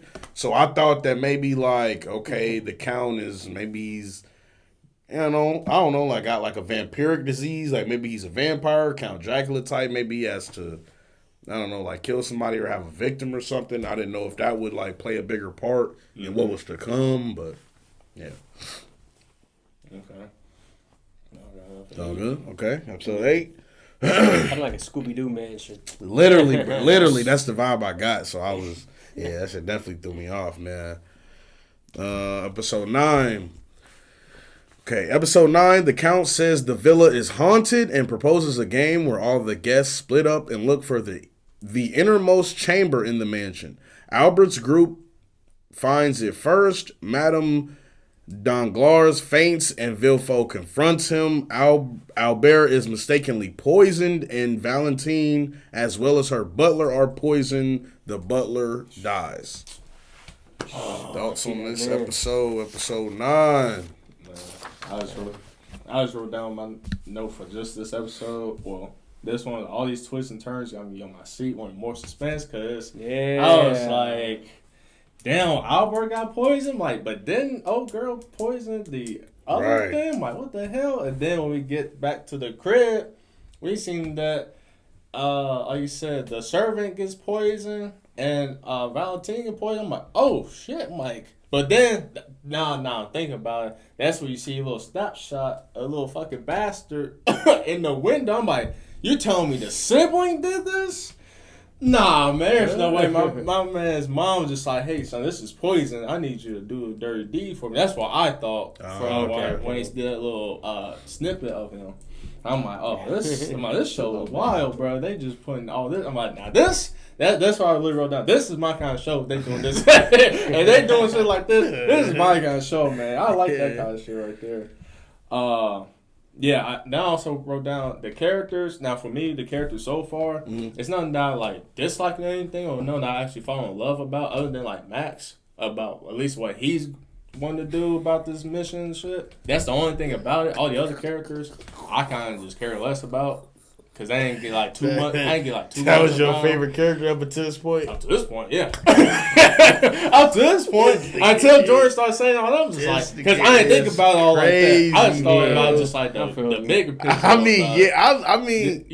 I like Maximilian. I thought he was like very like obviously, you know what I mean, he's supposed to be like, you know what I mean, just like honorable, like soldier, kind of kind-hearted, gentle giant type character, right? So I messed with that, but I wasn't messing with the simping and the. Well, I ain't really looking at that. I wasn't feeling that, but you know what I mean. Like I said, I kind of knew what was going to happen, so I'm already knowing it's going to be right. I already knew what he was going to be on. Yeah. But I mean, as far as like all that, the characters was cool, and there's not like dislike or like love like that. I mean, Franz was probably like the second character I liked the most in the show, oddly enough. But I mean, he was kind of cool to me. Bro, I don't know why that's so funny, bro. Maximilian and Franz is like crazy combo. favorite character combo, bro. That's just me. That's just how I feel about that one. I mean, and then Count, I get it though. Yeah, then like third person is probably like Count, just because of how mysterious he is, and he just got like that badass kind of character vibe. Even though he's just kind of like low key a little bit. Right. But yeah, I think that's pretty much it. I did write down the judge, because I did write down the judge got some skeletons in his closet, because everyone's kind of like secret. He's trying to just like keep him low that the Count kind of just like popped up on. It's trying to episode 9 is pretty cool about all that. I had But also in this episode, did Oh yeah, because then Albert get better, and then when they found out, like, Yeah, because the count was like you weren't supposed to get poisoned. It was right. totally Supposed to be different. somebody in the Villefort family, and that's when that's when it cut to Valentine and bro drinking it, and right, and they going straight up mission to drive to the. How can we say this? Right? How can we say that kind of mission? Crazy as hell. Yeah, but that's all I got for now. I'll probably feed off with you guys next. Yeah, like Edmund's time is running out. Mm-hmm. We get the scene at the very beginning of this episode where he like collapses in the hallway, and Berreccio or whatever runs over. It's all Gankutsuou. And what's the name? And obviously Franz sees that, and that starts like his whole investigative arc. Mm-hmm. Albert collapses after talking to Max and Valentine outside when he like sees them outside. And then we see like he is we see like he's poisoned after that. Right. I have Franz gay confirmed. When obviously Albert is like laying in the bed and he's talking to the Count, and they're like right outside the room, and he's talking to Max at a table, and they kind of like relate to each other, talking to each other about how they're both in love with somebody they can't marry. Yeah. Maximilian was like, "Oh, so you love somebody you can't marry?" And he like, "Yeah, man. Sometimes you ain't gotta love the person you ain't gotta marry the person you love to make them happy." Right. I'm like, "But you already get married." That's when I was like, "Oh, no, hold on." What you're saying.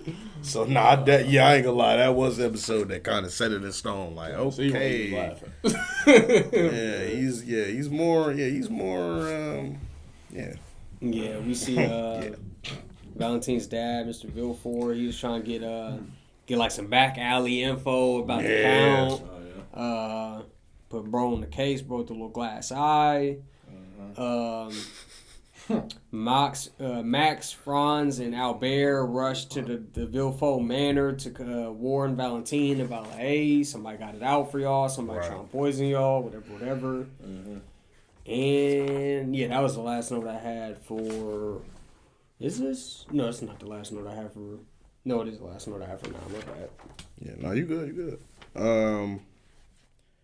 Yeah, I ain't gonna lie. I feel like as far as episode 9, I'm trying to think because I think we pretty much covered everything. I definitely wrote that. This is when the. For me, I feel like this is the part of the show where like. It was all new information. Like up until this point, you know what I mean? I could kind of follow along. Okay, this was kind of like the book. This was kind of like the book. But like after like that revelation, like even for me, obviously in the book, there's no like affair. You know what I mean? With an aborted child and all this. So like once I seen that, once I was like, okay, so I feel like that's gonna play a bigger part. I was definitely sitting on the edge of my seat because.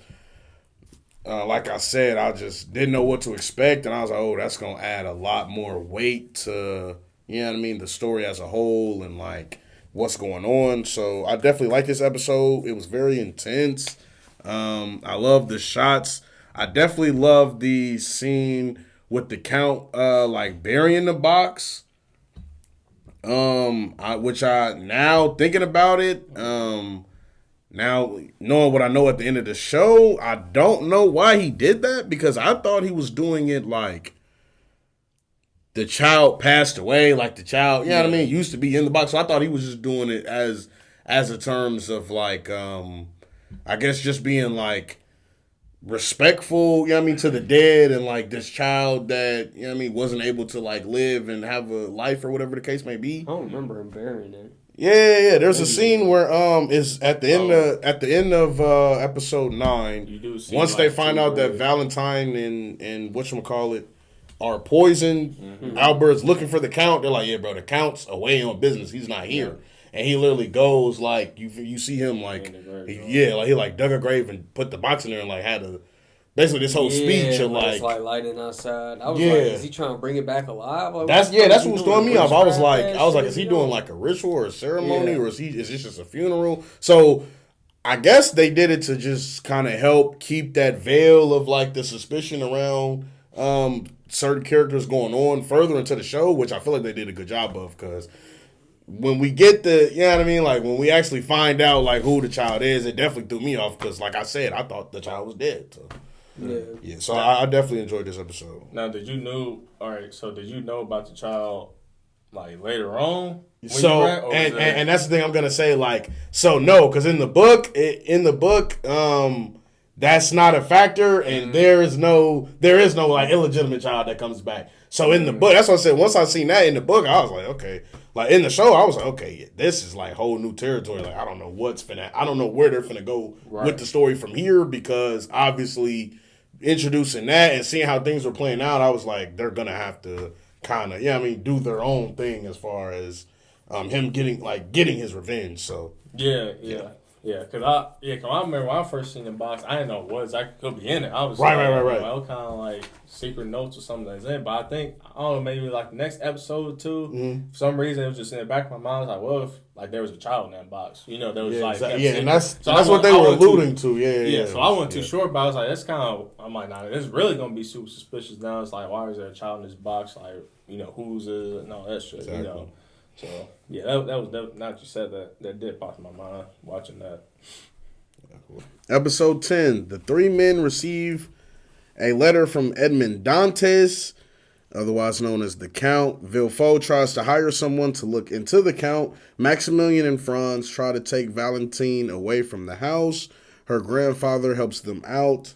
They end up getting caught, but get away in the chase. So 10 thoughts, feelings. Yeah, fuck Valentine's family, man. They other than the grandpa was a real one, man, for getting them out of there, because he knew that they had good intentions. All the rest, the young boy and the mom was on that bullshit. It was fried, because I was like, damn, because they heard thud and the young boy was like, you hear something? Like, nah, maybe it's just grandpa. He just probably fell over. Damn, Valentine's sick. That's the only one that take care of him. Yes, it is. And they just sat there. I'm like, oh, damn.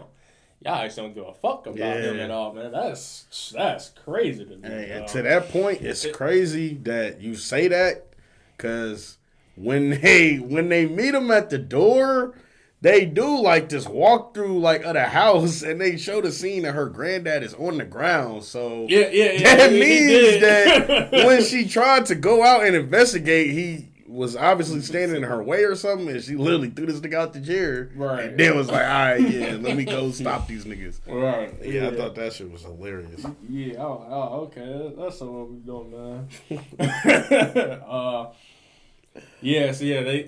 They get stopped by the mom and the young brother who's there, and I thought they were just gonna just blast away right through. Right. Then you see the father comes out. He's like, damn, what they doing here? All right. Max? Yeah, let me go ahead and get the damn blicky out real quick. Call the police. Call the police. And they was just like, you know what? Fuck it. Push her out the way. They ain't gonna get away. And my man started, and I thought it was fried, is that he started blasting at him. I'm like, damn, bro, you gonna start shooting me even though they got your daughter in the backseat. I'm like, he didn't care damn, about none of that. I'm like, damn, this is wild. So I just see how distressed he was about his daughter and all that stuff, which I understood. But it was funny to me that he did that. You really got too much else on episode 10. I didn't jog my memories from what you guys were about to say. I would say for episode 10, I thought it was interesting with the letter that they got. Like, I thought it would be a bit more telling in the letter itself, but seeing them all gathered, I thought that was pretty interesting.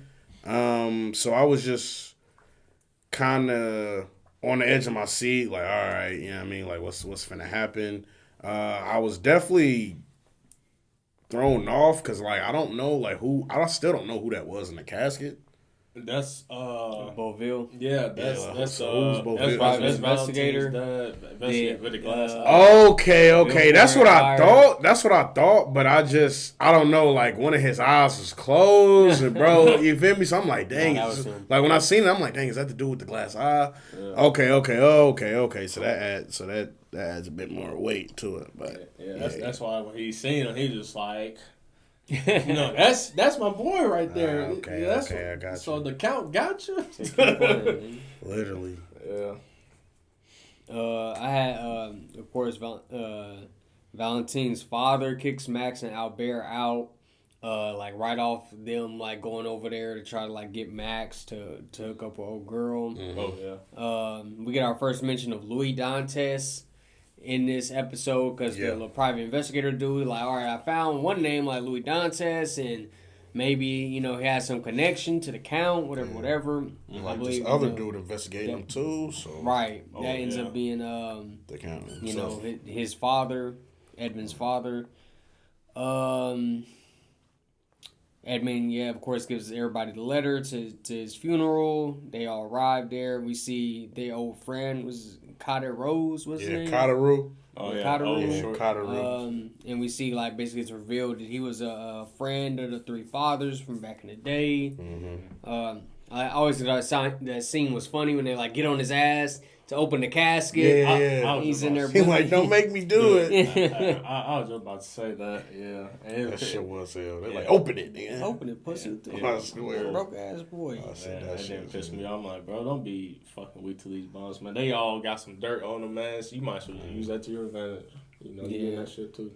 Nah, that little nigga ain't want no smoke, man. And then, of course, after Albert and them get kicked out, we see Franz and Max and them like sneak back in to try to rescue Valentine. Right. Yeah. And then that's when the grandfather like tells them that Aloise is like the one behind the poisoning. Yeah. When he like points to her picture or whatever. And then at the very end of the episode, as you guys talked about, how Louise intercepts them right before they can get in the car and exit. That's all I have for 10. Yeah, I also thought when the grandpa was he stopped them pretty much and he just kept doing this number. I'm like, he trying to signal? I was like, hey, this bitch is the one who poisoned us with the ring and all that, And Franz just couldn't put two together. Right. I was like, bro. Says this nigga doing Morse code? right. Finger, ring, something. And then he just pointed, just like these two are the ones behind it, He wants us to finger him. What is he?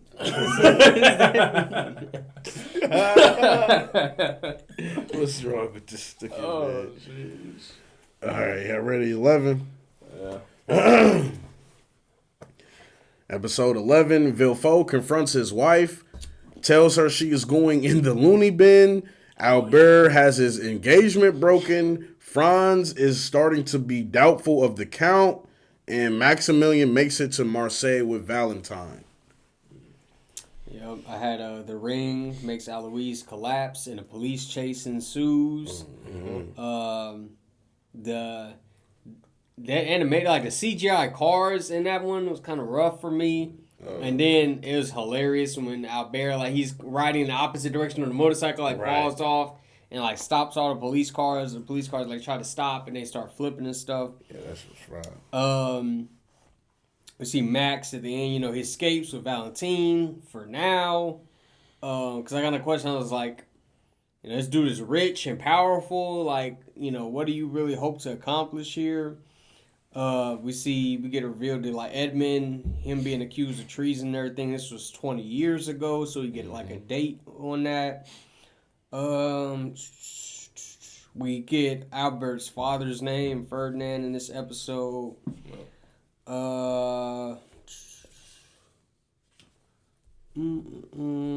Franz and Albert, they like meet up in this episode to kind of like discuss everything that's happening with the Villefort family.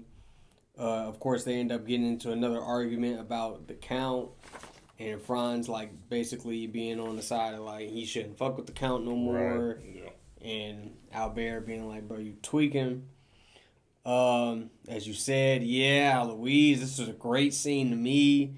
Villefort like confronts her. He already figured everything out by the time she comes to or whatever. She's like, yeah, I'm gonna just poison myself and kill myself, and it's gonna ruin you. It's gonna be such a scandal. What you waiting on? He calls her a bluff. He's like, oh, you gonna do it? Then do it. He's like, yeah, man, I'm gonna send you to a little hospital. And she kind of like breaks down at the news. Yeah, like, oh, she lost her shit.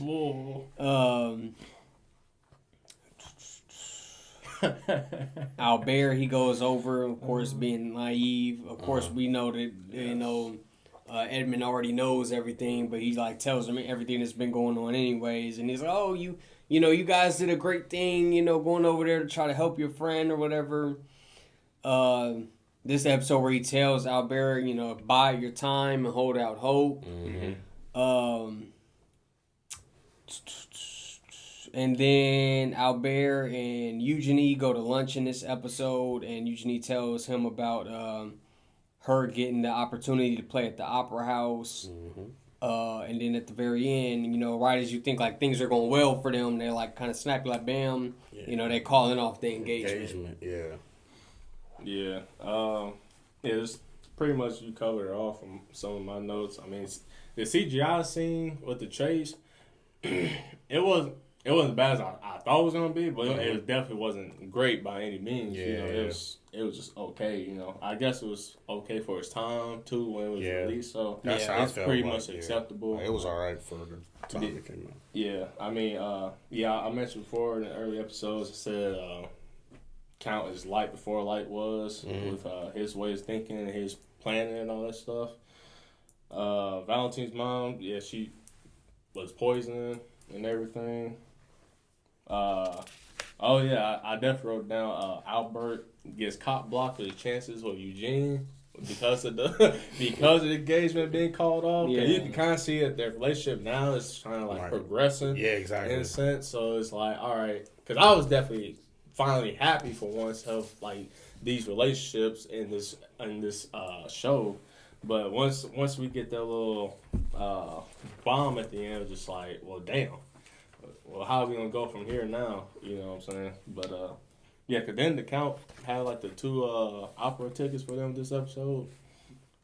No, she was. No. She was playing. She was playing the piano. And then at the end of the episode, he's like walking down the street and he sees like on the big screen Cavalcanti like doing this interview for a TV show, and he's like, that's right. I see you like paired up with the Danglars like bank or whatever, and you doing business with them. He's like, doing a lot of business with them recently, and also I'm engaged to the daughter. Yeah, that's right. Yeah, I seen that just like, damn, this is some bullshit for buddy, but also him. Yeah, sucks to be him. Yeah, but dude against strikes because he was definitely there. He gave her flowers with the first part, the second part, and she was just like, what are you doing? He's like, well, what do you think I'm here for, man? Right. You know what I'm saying? But Albert, he couldn't get by because of the father being the asshole that he is.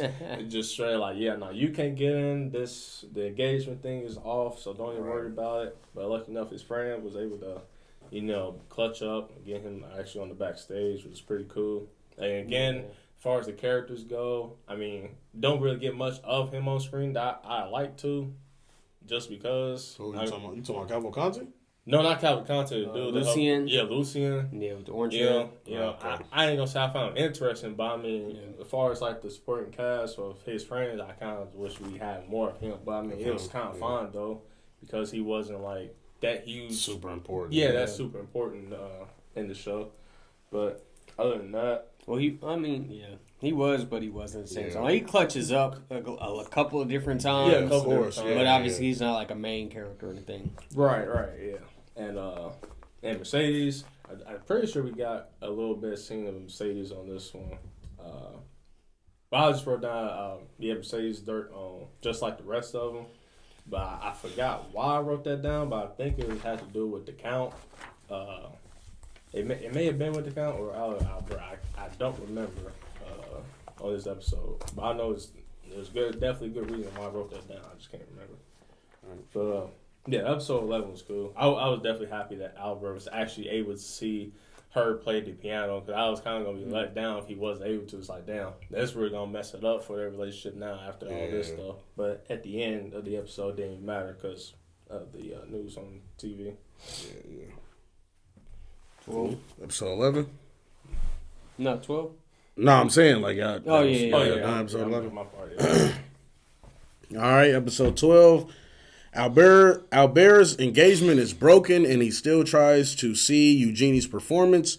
Baron Danglars is on his ass and won't let him in. Cavalcanti lets Albert in. Or was that Lucien? No, that lets him in through the side? Yeah. I don't know why I thought that was Cavalcanti.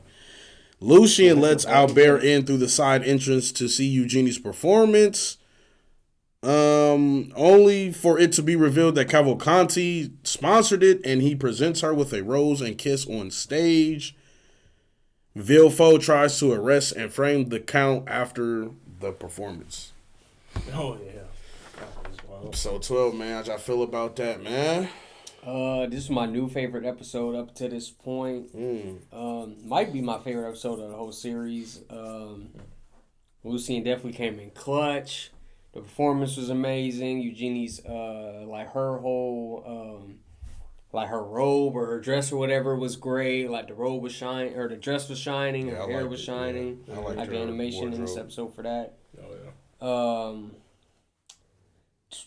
yeah. At the very beginning, we see like Eugenie's like her reaction to figuring out that the engagement is called off, and she's not happy about it at all.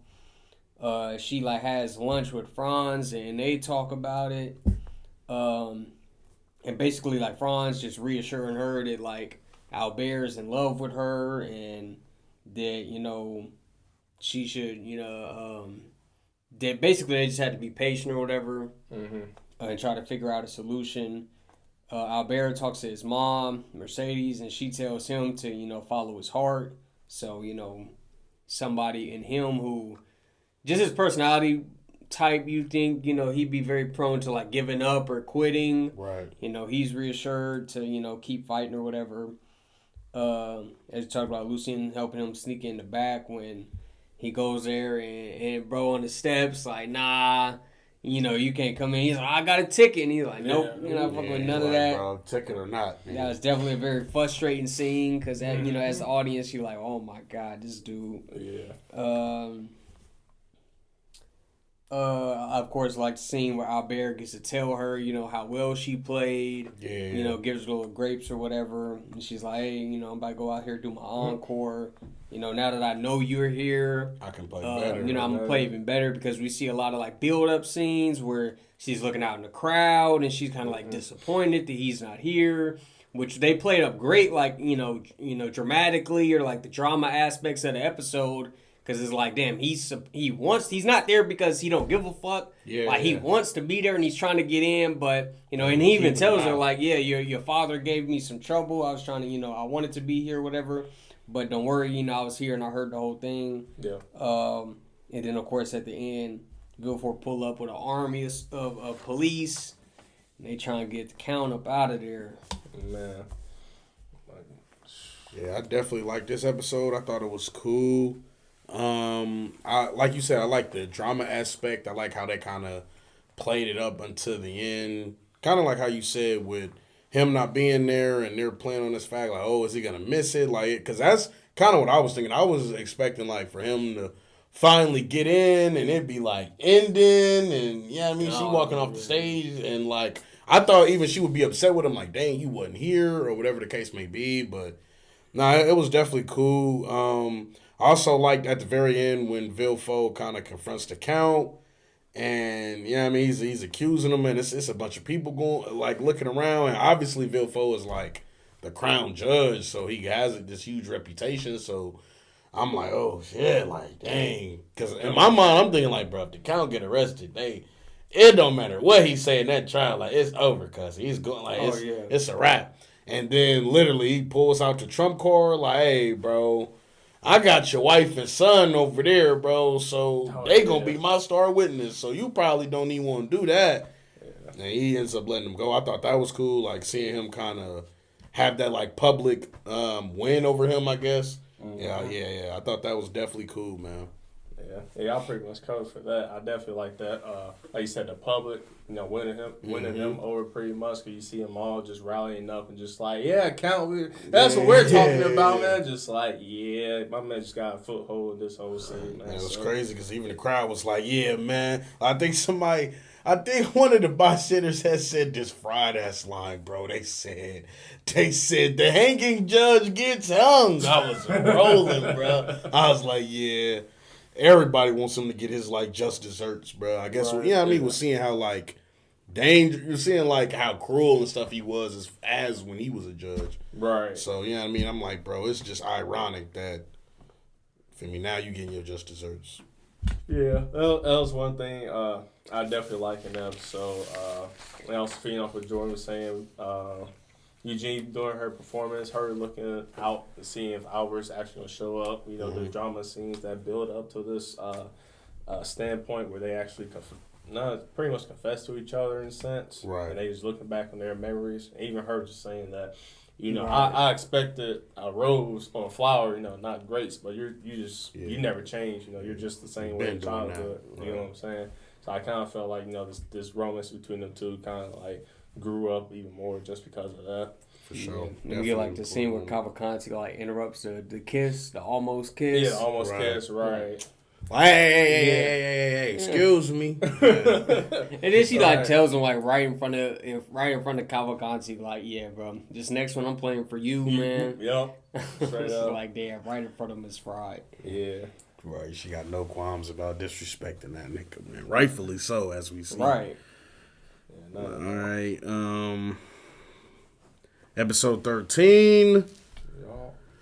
The Count repels Villefour's accusations and begins to set up Baron Danglars with a dummy stock tip.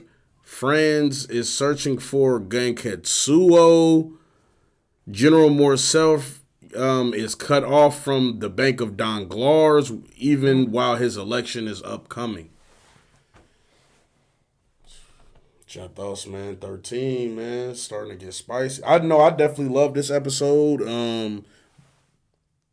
Just with Franz getting more information about Gankutsuou and like I said, with this kind of being like a new element to the story and plot that is different from the book, I was definitely very interested and intrigued on like to learn more. But I kind of, after this episode, I kind of had pieced it together. It was all starting to make sense why he was, you know what I mean? Like why his skin was blue and like why he was able to, or why he said that he was immortal, why he didn't eat a lot, why, you know what I mean? Like all these different things were starting to make sense once we find out that, I guess in this prison there's some Gankutsuou's been there for like 1,000 years in somebody's body and he jumps body to body. I was like, oh, okay, it definitely was making sense. I'm trying to think what I was saying. Yeah, I thought it was fried that Danglars cut General Morcerf off because up until this point, like, well, he says in this episode, like in the scene, he says, like, yeah, man, the rumors I've been hearing about you, man, they not too good, man. It's not looking good. But up until this point, like the audience hasn't heard any rumors. Right. So it was just fried, like seeing the scene where he's like, bro, what you mean you cutting off my money, bro? My election coming up. He like, hey, bro. And then he tells me, like, hey, if you win, definitely give me a call, bro. We can try to work something out, man. But right now, bro, I can't help you. Yeah, I thought that was fucking hilarious, bro. Right now, yeah, we not cool no more. I swear. He said, yeah, man, you just... I had Franz and Lucien, they try to go in like the dark web and look up Gankutsuou because Franz is trying to like, initially he's trying to find it, but like to like the public search, right, it's banned, you can't look up that word. Yeah. And so like Lucien is like a government official to some extent, so he takes them on to like basically the dark web and they can like bypass, what's normally restricted like search terms. And they ended up getting some information basically saying, talking about how he was, in that prison and he died 10 years ago. We see Villefour is suspended from duty as a judge. Mm-hmm. We get some backstory on Heyday and how initially Earth was like supposed to team up with her home planet in a war or whatever, but when they got there, you know, they had like betrayed them, and they ended up as like, you know, they basically said like, oh, y'all helping the Empire, fuck y'all, and then you know basically betrayed them and destroyed their home planet. And we see like Heyday has still has like this grudge against Earth and Earthlings. Basically, she talks about how she wanted to put away like her feelings of revenge or whatever after, you know, the Count took her in and everything. And Cavalcanti like comes and, you know, plays up this idea of like, you know, I know you feel the same way I do. You still hate them. You like fuck Earth, fuck the humans, whatever.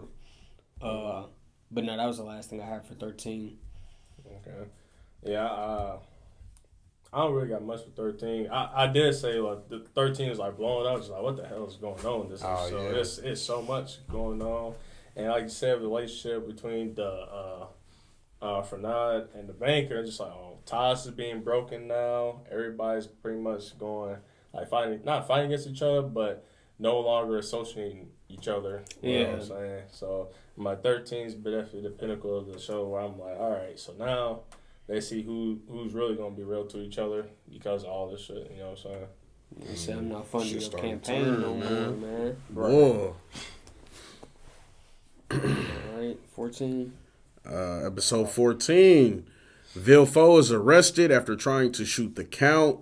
Danglars is getting more and more entwined in the snare, obviously the stock exchange snare. Albert deals with the aftermath of the broken engagement, and he starts to hear rumors about his father. The Count invites him on a trip to deep space. Which I got for episode 14, man. I'll say at this point, I'm like, yeah, Albert's world just falling apart. Yeah, literally. Everything just being damn near like taken from him. It's like you said, the engagement, you know, the incident being on TV and all that pretty much damn near just ruined him. And I feel at this point, I'm feeling for him like, all right, you done did so much up to this point, but now everything feels like being robbed from you essentially, just like how the Count, Dante's everything was like robbed from him essentially. Mm-hmm. So I kind of made that connection between the two. And then not only that, what's her name, Eugenie, her, I definitely felt for her as well because I'm pretty sure she was getting flowers just like non-stop in her household. And then, or maybe not this episode or the episode beforehand, but what's his name, Conte? Yeah, Cavalcanti. Yeah, Cavalcanti. Yeah, I said he's on his talking to me bullshit with the flowers. just trying to win her over and all that stuff. Talking to me would never. No, you're right. I ain't gonna lie. He sent her about. He sent her about 100 dozen. Yeah, a dozen of them. Yeah, because she was out practicing her piano and then she just seeing flowers coming in. Right, kept coming in. I thought I was tweaking when that, like, she was playing on the piano. I seen like one server bring one, and I'm like, okay, there go two. I'm like, wait a minute, bro, he got like 5. I'm like, wait a minute, bro, he got like 6. He tried. Yeah. Whoa. He definitely was trying to put the moves on her, man. Yeah. I ain't got much else for 14. Albert saves Edmund from an assassination attempt. Mm-hmm. Then Edmund turns right around and saves Albert. When Villefort, you know, he gets mad, he like knocked him out the way. Then he tries to turn the gun on Albert. Pop you first, yeah. And you know, Edmund takes a bullet for him. Villefort gives Albert like a warning when he's getting dragged away to the police car. He's like, "You're next. He's gonna come for your household. He's gonna fuck up your life, your family, all that shit." We see Ali. He heals Edmund, like, you know, gets the bullet out of his body. That was a cool scene, like seeing how his powers work. Maximilian, he returns to Paris this episode to pick up the grandfather. Yeah. So he goes, gets the grandfather, and basically like has a scene at the gate where he says goodbye to Albert. We see the Villefort Manor is trashed. I think, who's it, Albert or like Franz is in there walking around. You see it's trashed. I think it might have been Franz. Yeah. Albert does the interview with their friend Robert, and he's telling them like rumors about, the rumors that have been coming about His dad, potentially like his father is like a fraud and not this war hero that everybody believes that he is. Albert kind of like talks it over with Franz about the whole thing with the interview and then the rumors that he heard about his dad and everything going on with the engagement or whatever. I was actually wrong. Last episode, the episode before this, is the episode where with the TV interview where they learn who she's getting engaged to now. Before it was just them learning that the engagement was just called off. It was broken, yeah. Yeah. And then we see Albert. After walking around in the rain, he ends up going with Edmund into space, and we kind of see at the end of this episode that his father is in the little embassy or whatever, and they announced it he's now the front runner in the presidential race. Yeah. But that's all I have for 14. Good. Yeah. All right. Episode 15. Hede confronts General Morcerf at the election. Franz is getting close to learning about Edmond Dantes. The Count tells a story to Albert, and then he sends Albert back to Earth. How you feeling about this episode, man? Me personally, I definitely like this episode. This situation is one-on-one back to the book, where that's kind of how General Morcerf gets ruined, basically. Even though this show takes it a bit to the next level past this. But I definitely like this episode because, I don't know, I just felt like, General Morcerf's character is finally getting his just desserts. I feel like everybody else was, Villefort at this point has been kind of dealt with. We've already seen the Count talk to his crew and different people about setting up Danglars, and obviously we know, Cavalcanti is in some relation or cahoots with the Count, so we could already surmise all his right, shit is coming. Yeah, right. He gonna get his just desserts. But I like this episode because it, as we see, we see General Morcerf getting his, and he's getting shown up in public. I thought that was kind of funny.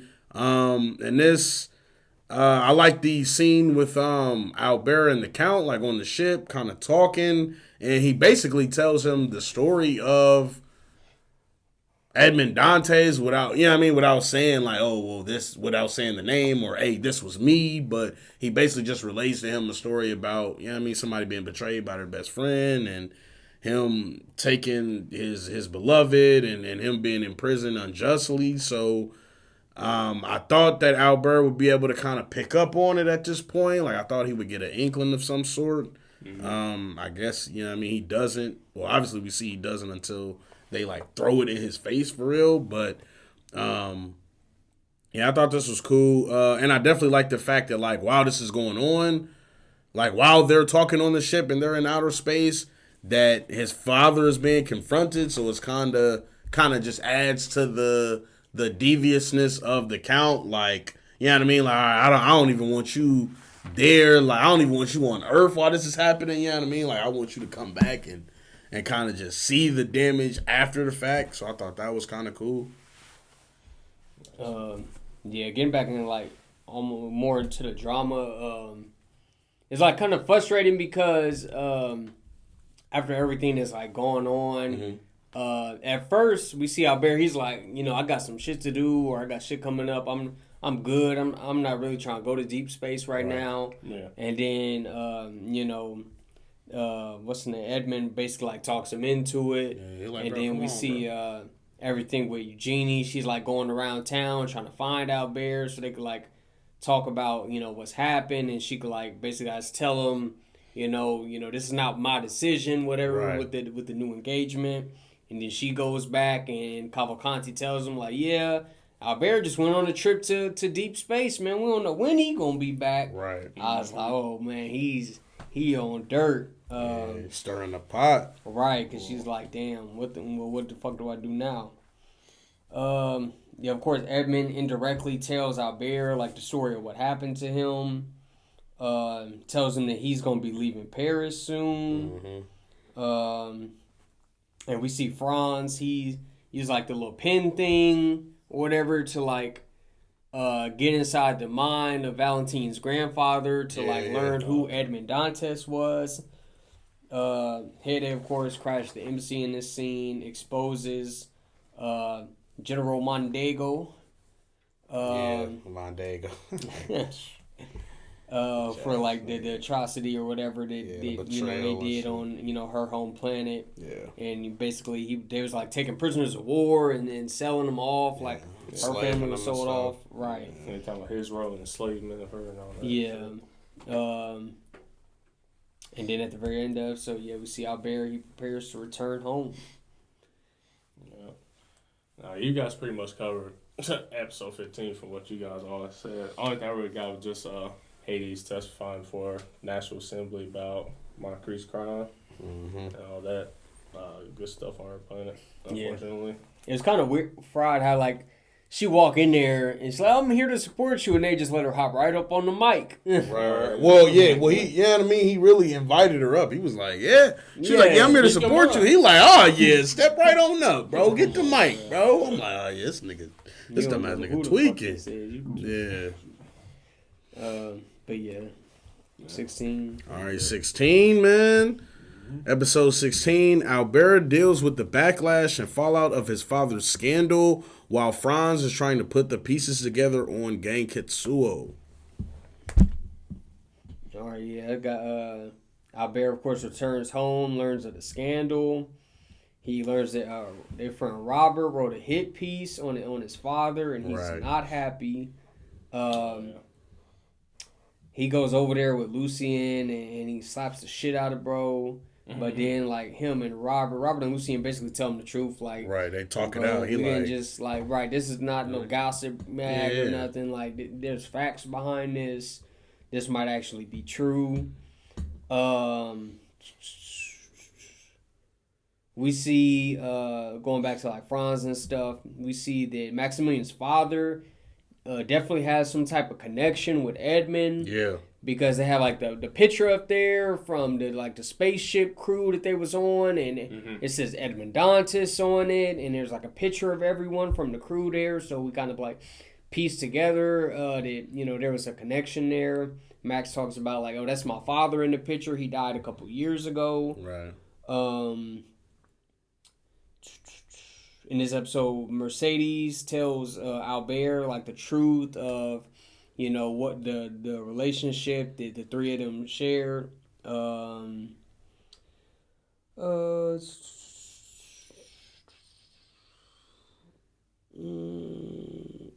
and then the last thing I had was Franz learns about all of Edmund's connections from before, basically like everybody that was involved in the love triangle. Right. We have the scene where he's like basically on the computer.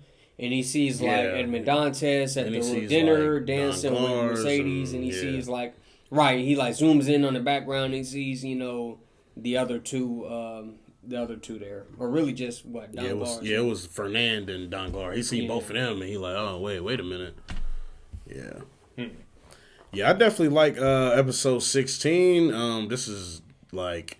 Obviously, I could tell, like, okay, like, the climax is coming, you know what I mean? Like, you could see the pieces starting to fall together, and I was just on the edge of my seat, man, really just waiting to see, like, the conclusion, and, you know what I mean? Like, the fallout, and, like, how are they going to end it, basically? Yeah, man, it's getting lit, bro. It's definitely like, some rising action. Yes, definitely. At the rising action point. Yeah. Definitely. 16 was cool. I was definitely more in tune for the Mercedes backstory, like where her heritage and all that stuff come from. Because the whole time, I'm like, well, Dantes, he knows her, but she's just like, so abysmal not knowing that it's Dantes and all that, but just not knowing in general. So I'm like, well, sooner or later she's gonna tell her son, hey, like this is really who I am, and all this stuff. But yeah, I mean. You guys pretty much got that checked off on my notes. So, I'm good for this one. All right, episode 17. For episode 17, the Count breaks it to Albert. Franz confirms the story. And then I have Albert challenges the Count. So, basically this episode, the Count gives it to Albert straight up. Like, hey, man, this is not... And, like, obviously he alludes to, like, bro, I've been telling you, like, there are no coincidences. This is fate. I just didn't tell you that I'm making the fate. Like, yes, I planned for us to meet. And then Franz kind of breaks down the whole shebang to Albert and the audience of... basically, the Count was betrayed about 20 years ago, and then after about 10 years in jail, he's reaches the lowest point, and he's approached by Gankutsuou and basically makes a trade and for his soul or whatever, for his soul and his body, if he's, able to get knowledge and power, and he uses that to basically concoct this whole scheme and start bringing down everybody's life around him. I definitely like this episode. It was definitely, I feel like it was due.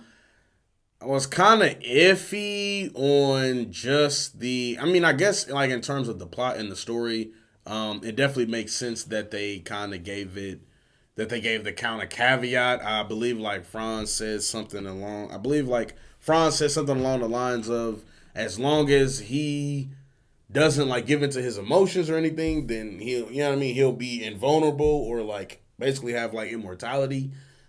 So I was kind of iffy on that, just because it kind of seems silly to me. Not silly, but I don't know. I think just like in the book, it was a bit different. The Count's portrayed, even though the Count is like sinister and does pretty much the same things. I feel like in the book, the Count like makes a point to tell like Albert or whoever, he basically tells him like, yeah, bro, once I was released, like, so basically it would be like in that 10-year span that I was released from prison and y'all didn't see me, he like went around the world and like engaged in like the worst shit. Like he participated in wars and like slavers and like slums and he participated in the underworld to harden himself so he would be able to go through with his plot of revenge, like, and being able to see like Mercedes and all these people and not be overcome with emotions. So for them to kind of take that away and just, just kind of chalking it up to like, oh, well, he has feelings, but like the Gankutsuou, it's kind of easier for him to just not care about those feelings. So that's why he's able to do these things. So I don't know. I kind of felt like it took some of the like just weight of it away, I guess, because at that point I'm like, so we could just blame it all on Gankutsuou, but right. I still liked it. Like it was definitely cool. This definitely was like a good like climactic episode. Yeah, especially the way how they explain Gankutsuou and all that shit about the emotions of him and the human side, because without it would be less humanity. Right, exactly. Shit. So that was a cool little thing. As far as Albert learning the truth from Count and about all this stuff wasn't just coincidence. This was his planning. And like you said, it was about time to do it for it. And I had hoped that Albert would have some sort of suspicion to get Count up to this point, because like even Franz said, everything right now is just like too much of a coincidence that all this just happened off chance and all that. And that's why I was hoping at some point in the early episodes, Albert would have a more suspicion of the Count rather than being still a naive individual. Kind of growing at the same time, but still got the naiveness in him, I guess. Mm-hmm. So I was pretty much happy about the Count delivering that information to Albert, even though I kind of thought he would learn it from someone else. Right, just kind of waking him up. Yeah, hey, bro. Yeah. So I thought he was gonna learn from someone else, but the Count just like, here how all this really been going out for you, man. But so that was kind of cool, and it was a enjoyment for me to see watching it. Yeah, then Mercedes. Mercedes recognizing Dante's and the Count. Which I was like, when she's gonna figure that out, or how is this gonna be delivered to her, knowing that the Count was really at Dante's, and then she actually went to go say hi to him like it was nothing. I'm like, oh, okay, that's just how it is. But I'm pretty sure in the early episodes, her husband kind of like blew off on her And I forgot to mention that he was just like, they have a, they definitely have a conversation. Like, I guess Albert told her about the letter. Yeah, and she kind of confronts him like, hey, bro, so you got a letter from Edmond Dantes. I thought that nigga was dead, and he like, bitch, what do it matter? And she basically like, bro, when I like, if that nigga wasn't dead, we wouldn't have got. You know what I mean? She like, only reason I married you is because he died. He's like, if he wouldn't, you wouldn't marry me. Which is crazy that he feels that way, because I'm like, nigga, that's why you orchestrated this shit, because she wasn't gonna go. Like, I don't know. I forgot to bring that up earlier, but I mean, that was something that kind of crossed my mind when I got to this episode too. Just like, damn, that kind of just, you know. And she definitely did seek him out. Like, hey, bro, please, I didn't know you was Edmund, bro. Please, bro, talk to me. He like, Edmund dead. Yeah, Edmund dead, and you gonna see tomorrow that nigga's gone. Boy. Don't call me that no more. I'm Gankutsuou. I'm like, oh shit. Right. So I'm like, oh shit, okay.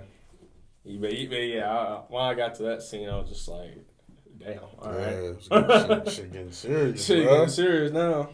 So, yeah. You got much else? I had all those same things in my notes. We also learned this episode, Albert's birthday is tomorrow. Right, yeah. Franz goes over to talk to Eugenie, basically gives her his pardon letter, which is basically like his dying words we learn later. Right. And they all, he tells them, like, hey, let's all go meet at the cafe tomorrow to celebrate his birthday. Albert's birthday. And that's at the very end of this episode. Yes, sir. Yeah, we covered all of it. Okay. Ready? Episode 18. Shit got spicy. Now this, I believe, was probably my favorite episode. Just off of factor, just off of like just fuck no personal I like this episode. I feel you. All right, episode 18. Franz and Albert get drunk the night before the duel. The duel ensues, and the Count is victorious despite the pleadings of Mercedes. It is revealed that Franz gave Albert sleeping pills and took his place in said duel. I'm feeling about 18, man. The CGI is terrible. I say all I got for 18 is just a fight scene, man. I like fight scenes. You liked it? You liked it? Yeah, I actually liked it. Yeah, it wasn't as bad as I thought it was going to be. And go with the CGI. Yeah, I will say like the CGI, and that's one thing because I remember Jordan saying that when I had like picked the show. I remember him saying last week like, "Hey, bro, that's some bad CGI in this show." So when I seen it, I was like, "Oh yeah, that's what this deal was talking about." Right. But it wasn't as like you said, Theo. I feel like it was cool for like the time it came out. You know what I mean? Like it being an older show, I kind of gave it a pass. I was like, okay. So I kind of took it for what it was. Right. I thought the episode was cool. Like I said, I enjoyed the fight scene and shit. I thought it was interesting that, you know what I mean, they had like mech knights. No, yeah. I thought that was kind of cool. Yes. But I kind of was suspicious. I thought it might have been Franz or like not Albert in the suit, just because he never said a word. Like he never said a word, and just us knowing Albert's character, I'm like, bro, Albert would either be complaining or pleading or trying to convince the Count, or you know what I mean, like. Or at least popping his shit. Like, I hate you. Yeah. Like, you did. I'm like, bro, if you know Albert, we just seen him have a duel with Maximilian. That nigga did not stop talking. Right. So when I seen that, I'm like, maybe this isn't him, or I don't know what's going on. Yeah, that's how I felt too. Because I was like, all right, so who's in the suit that's fighting the Count? Right. Because the whole time nobody's talking. Yeah. The Count was talking, but he was just breathing. Like, right. Franz just breathing. Yeah, he's just breathing. I'm just like, bro, okay, so if it's not Albert, then it has to be Franz. Right. I would think it would be Franz. I'd be surprised if it was anyone else, because the only people who really had animosity against Count was Franz in the show, in my opinion. Well, that's close within Albert's circle. Mm-hmm. So it was a cool little fight. You know, obviously Franz doesn't win the fight. Right, yeah, my obviously man, not. Because I was like, my man, you about to get your ass waxed. We see a legit, probably a 20, 30-second clip of Count doing this practice in like the first few episodes. So we know he has fight. Yeah. We know he's he's going to be able fencer, to, so he's going to win the fight, you know. So I mean, and Franz is drunk, so Right, he hung over. Oh yeah, a little hungover. And that was another thing. I'm like, bro, y'all 16, bro. This nigga's a 40-year-old man, bro. I'm not about to challenge no grown man to a sword fighting duel, and you know what I mean? I'm not sober. Man. Tweaking, yeah. My man about to get me through it. I kind of thought, I was like, they couldn't have just like slept and be like, oh, we missed the duel. Sorry. Oh shit. Instead of like, our bear dumbass, challenged him to a duel. Mm-hmm. Let me go, save his dumbass by taking his place. Right. And they just like, bro, call off the duel, dumbass. Right. But no, we see Mercedes on the way to the duel. She, of course, is fucked up because she like, that's my son in there. Right. Exactly. And I kind of question like, is it like a duel to the death? Like, cause you see, like he cuts the arms and the legs off of the fucking mech, and I'm like, oh, okay, he won. Right. Like, isn't it over? We see him like get out, try to go in for like the overkill, and cause at this point he's like clearly won, obviously. Yeah. And then we see like Franz gets like a flashback. Learning information about the Gankutsuou, basically like knowing, okay, go for the heart. Any, if he had any vulnerability at all, it'd be the heart. Yeah, it would be. So he stabs him in the heart. Of course, then we see, Albert waking up, realizing what's going on, heading over there on his motorcycle, and he gets there at the end, just in time for, Franz to basically be able to say goodbye to Albert as he passes away. But yeah, it was an alright episode. I didn't really like the CGI or the mech fights, but that's just me. No. I did question, like, why is there red liquid coming from the mech? Like when limbs would get cut off from the neck, you see like red liquid come out. It's supposed to be like oil or supposed to simulate blood or something. I don't know. Well, probably just for visuals. Yeah, I thought that was weird too because I'm like, I know his arm ain't actually cut off. You know what I mean? Like I know. Like, if you cut that body part off of the neck, obviously, I'm not thinking his actual leg or arms cut off. Because they're, like, in the head of the neck. Yeah, exactly. That's why I'm like, he could, he could lose the duel but not die. Like, yeah. But I guess they were like, no, it's a duel to the death. Right. And that was the thing that I liked about this episode as well. Is I was like, bro, the Count really going all in, bro. Like, like I said in the book, they do kinda like Albert calls it off, but he like just seeing him like full on like, nah, I'm back, kill this little nigga, like he deserved it. You feel me? And I guess and that was my thing too. Is I'm like this is probably the one part of the whole situation that I feel like might not have been a part of the Count's plan. Because you know what I mean? I'm like, what way would he have been able to like influence Franz to take his place? So I'm like, hypothetically, he wouldn't have done that. So he really thought that was Albert in there, and he still like was on that with him. You feel me? Like, so that really was. I was like, damn, this nigga really ruthless. Like, even if it's not Albert in there, he thinks it is. So the fact that he hopped out and went for the overkill and didn't even open it up, like, all right, he stabbed through the hole. I'm like, yeah, this nigga's a menace. Like. He don't give a fuck who's in there. Like, this nigga's he's really about to kill him. So. If you had, like, any, like, feelings of... Yeah, like, the Count really don't mean it. Or, right. Maybe he did, like, form a genuine friendship with Albert. This episode kind of puts that to rest. Like, it's like, no, nigga. He's not fucking with him. Nigga, As, they're not friends. Because at first, maybe you think, like, oh, well... maybe he do kind of look at Albert as like a son. Like, if the shit wouldn't have happened to me, Albert would have been my son. Right. But it's like, no, bro, you are literally like the living embodiment of like me type shit. Getting cut. Yeah. Like, I hate your existence and everything that your existence literally means. Yeah. Yeah, that's tough. But that's all I got for 18. All right, 19. You ready? Nope. Episode 19. The Count starts to enact his plan of bankrupting Danglars while Albert deals with the guilt of Franz's death. What I got for 19, man? I got Eugenie and Albert mourn Franz's death. We see more like hints at the fact that Edmund's time is running short. So we know as the story is about to wrap up, right, his time is wrapping up. Albert gets shitty about everything that's going on. He just try to pack up all his bags and just leave town. And he get his ass beat by border patrol. Bro, why they jumped that? And it's like, bro, you don't have no pass no more. You can't come and go as you please. You not a real aristocrat no more. Right. We don't have to listen to you. You a commoner just like us. And I thought that was a fraud. He jumped his ass and stole his motorcycle. Yeah. Hey, that shit was so fried, bro. When they was whooping no cuz and he started his bike up and he was like, "No, my bike." And bro stole off on him like, "Nah, nigga, don't worry about that bike." I was rolling, bro. Yeah. I'm like, what the hell?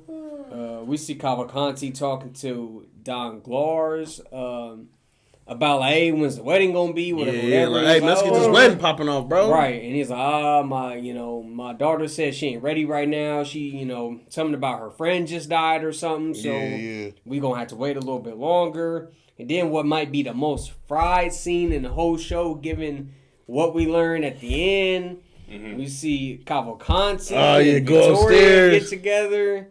He's like, but hey, you could keep my wife company while you waiting or whatever. And what's crazy is, I believe Eugenie tells Albert, like, yeah, Cavalcanti been sleeping with my mama recently, bro. And I don't know. You feel me? Like, she was just like, yeah. Like, she literally was like, yeah, bro, because I thought she was talking about Lucy, and I was getting them mixed up, and I'm like, but you feel me? And then he said, like, you want me to keep her company? He like, yeah, because there's another scene, I believe, during the opera and stuff, where Cavalcanti tells him, like, hey, I'll sponsor the opera, I'll sell it out or whatever. Yeah. And Don Glars is like, hey, man, you want to go upstairs, keep my wife some company? And he tells him, like, nah, bro, I'm not in the mood to do that tonight, and he leaves. Yeah. So, yeah, it was just fried that I was like, damn, this is not the first time. Okay, yeah. Yeah, but it's like when we see it, like, directly, like, on the screen. Yeah, exactly, yeah. Albert has, like, a little dream sequence while he's in a fucking coma getting his ass beat. When he wakes up and we see Renaud is the one who saves him. They like a little mechanic friend or whatever. Yeah. We see this definitely Don Glars' turn for the ruining. All his stocks and shit start to crash. He going bankrupt. Literally. He tries at the very end to like hurry up the wedding. Yeah, he like, it's a couple days. Yep. Like, yeah, bro, I moved that shit up. It's really about to be the signing for it. It's about to be the day after tomorrow. Right. He's like, what about me? Like, bro, I don't give a fuck about you.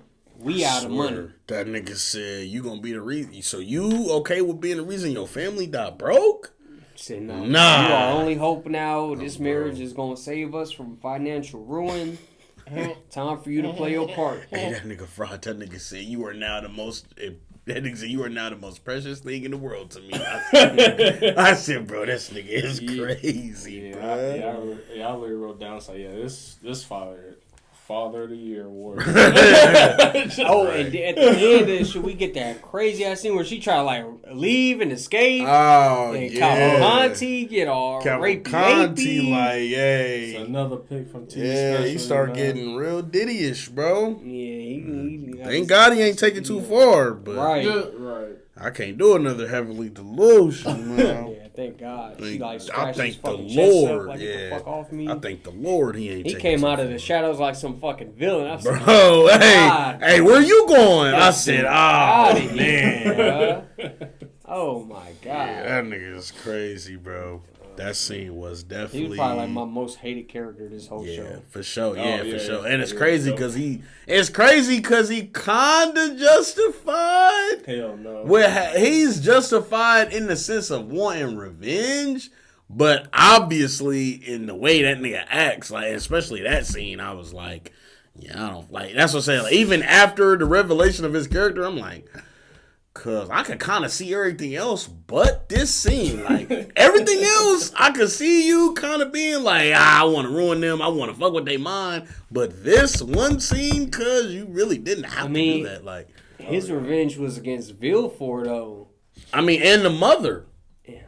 You feel me? Because that's his mother too. mean, you know what I mean? guess, He has smoke with both of them. Broke would in a way hurt her, but no, you gotta remember that's why he slept with her because he's knowing like when she find out, oh yeah, this gonna wake her up, and literally that's what she was literally in the courtroom and fainted like that. She her, you feel me?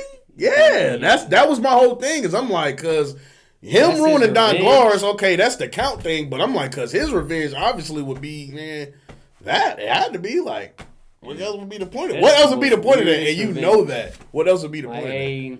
I slept with my own mother, and now my mother is about to marry me off to my sister. Tight. That's his revenge. I guess. Shitty revenge. Hey, I guess I'm thinking the plan was obviously like, you know what I mean? It wasn't gonna go through. Like, you feel me? Obviously, he wasn't going. Even if they had gotten married, the count's money is his money. So the count wouldn't have gave him that money, so he wouldn't have had no money. So that's what I'm saying. Like the whole thing was just to help ruin their family, and I felt like, you know what I mean? He like, cause even though it's sadistic, I'm like at the same time, this nigga's sadistic. Like when they read off that nigga charges, they like, yeah, cause this nigga, he did everything, and he even raped somebody. I said, bro, wait a minute. Hey, yeah, this the nigga y'all got to help y'all with y'all plot? Like, y'all had to keep a close eye on him, bro, because apparently he's the wild card, bro. Right, y'all could have sent any bum over literally, y'all could have act rich and talk, stocks with Don Glores. Like, could have got anybody to do that. I swear they could have got anybody to Jeffrey do that. Dahmer to go do it. Like, why? Bro, that was hilarious. I was like, hey, this nigga really is vile. What's going on? All right, man. You ready? 21. Episode, we on 20 or we on 20? We on 20. Yep. 20. Oh, yeah. Episode 20. Albert crashes the wedding signing ceremony with the help of Peppo. Yes. Cavalcante is arrested as a fake aristocrat, and Don Glore is officially ruined. Check out for this episode, man. This was probably my favorite episode. Okay. As somebody who was just like very invested in like the whole drama and the relationship between like Eugenie and Albert. Yeah. This was definitely the highlight, climax for like their whole relationship as far as like the little bit of romance that this show did have, their little subplot. At first I was mad when this shit turned back on, especially how the last episode ended and he was like at Renaud's house and he's talking to him. I'm saying, bro, instead of going to get his bitch, this nigga done got a new boyfriend, man. What the fuck is he doing? Ah, shit. Because even at the end, she's like, Albert, save me. And then it was so frustrating to me to open up the next episode and he just like sitting at the table chit-chatting with old dude. I'm like, bro, get your ass up. Get moving. Right. Actually, it was fried. That's a Cavalcanti in this zesty ass rose bath. Y'all, it was a short scene. Y'all see that scene? He was like in the bath. Really crushed the glass. And shit. And he like broke the glass. His hand was bleeding. I said, bro, I ain't gonna lie. I said, yeah, this nigga weird. Once I seen him lick the blood off his hand, man. He was sadistic. I said, bro, yeah, something seriously wrong with this nigga.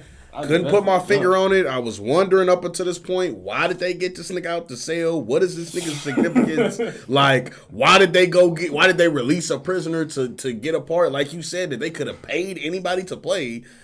But he said he gonna fuck shit up. I swear to God, fuck shit up.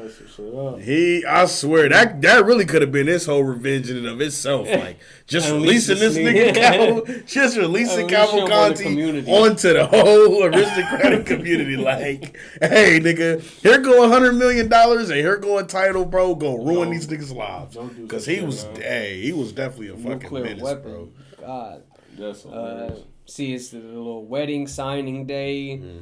Pissed me off. The dumbass maids telling Eugenie, "Oh, you look so good," whatever. I'm like, bro, if y'all really cared about her, y'all should be helping her escape. Hey, right. And she told the bitch, she said, "Man, ever since I was little, man, I did not fuck with you. I hate hearing you talk or whatever." God. She told her straight up, man, since I've been a little girl, I ain't never fuck with you, cuz. I said, damn, she kept it so real, bro. We see like Albert like pacing up and down like the outside of the manor, trying to figure out a way to get in. Peppo come out of nowhere. I said, bro, Peppo need to get the fuck out of here, bro. Damn. What is you own? Right. And then he give him the little kiss on the cheek. I said, whoa. What the fuck?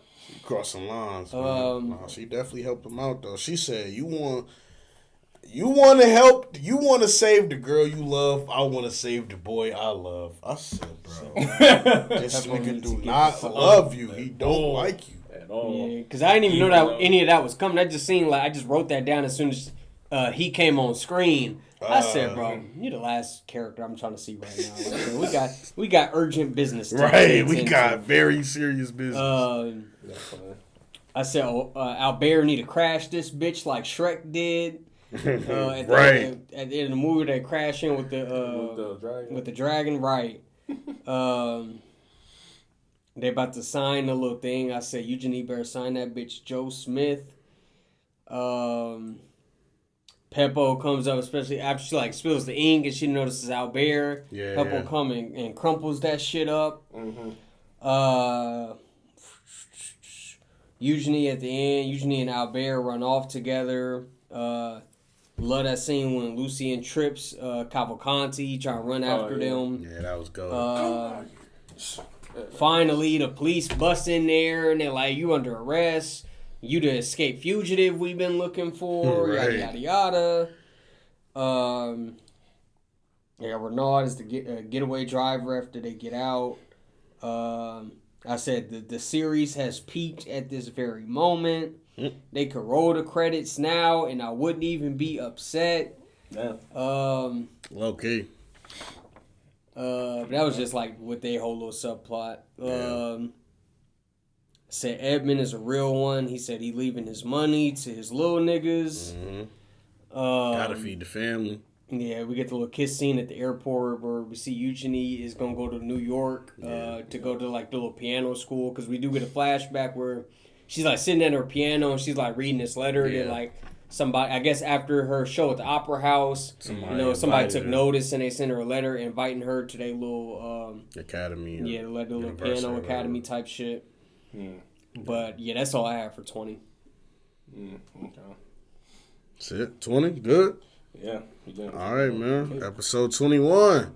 The Count confronts Danglars and leaves him adrift in space in a ship full of gold and no pilots. Villefort is tried in court, and we see Cavalcanti is his illegitimate son. Cavalcanti poisons him. Shoot. As far as episode 21, I definitely loved it, man. It's one of my favorites. Like this, like I definitely loved how this show ended. Just like these, I want to say like what, 19 to 20, 23 great episodes. But this one in particular, I definitely loved it. I felt like it was very ironic and poetic. Like I didn't even really understand like the totality of what he did to Danglars for real. Until, like, I thought back, it was like, wait a minute, bro. The seats, I'm like, bro, he opened some food up and it was gold? I'm like, oh, whoa. So, okay, so he don't got no pilots and he don't got no food. Like, okay, that nigga gonna die. So once I made that realization, I'm like, oh, okay, yeah, that was definitely, like, a poetic way to deal with him. And you feel me? I felt like he got his just desserts. As far as the trial scene, I thought it was very interesting, like, which is funny because I felt like when we first see Villefort like being a judge, it obviously doesn't come off as like any like court case or like trial system that we like have like, you know what I mean, here in America or here present day. Like it definitely seemed like a bit old fashioned and just kind of like, bro, whatever he say go. Right. So to see him like kind of be in that position, and he definitely tried to like steal the show, and you know what I mean? Like, he tried to steal the show and say, like, inflammatory comments about the Count. Like, oh, he's a spy, and I'm calling for his arrest, and then nobody moving. He like, oh, okay, damn, I guess I'll sit the fuck down. So I thought it was just funny seeing how he had, like, used that against people, and then, like, you know what I mean? Like, when he was on trial, he tried to, like, take over and, like, commandeer the trial case or whatever, but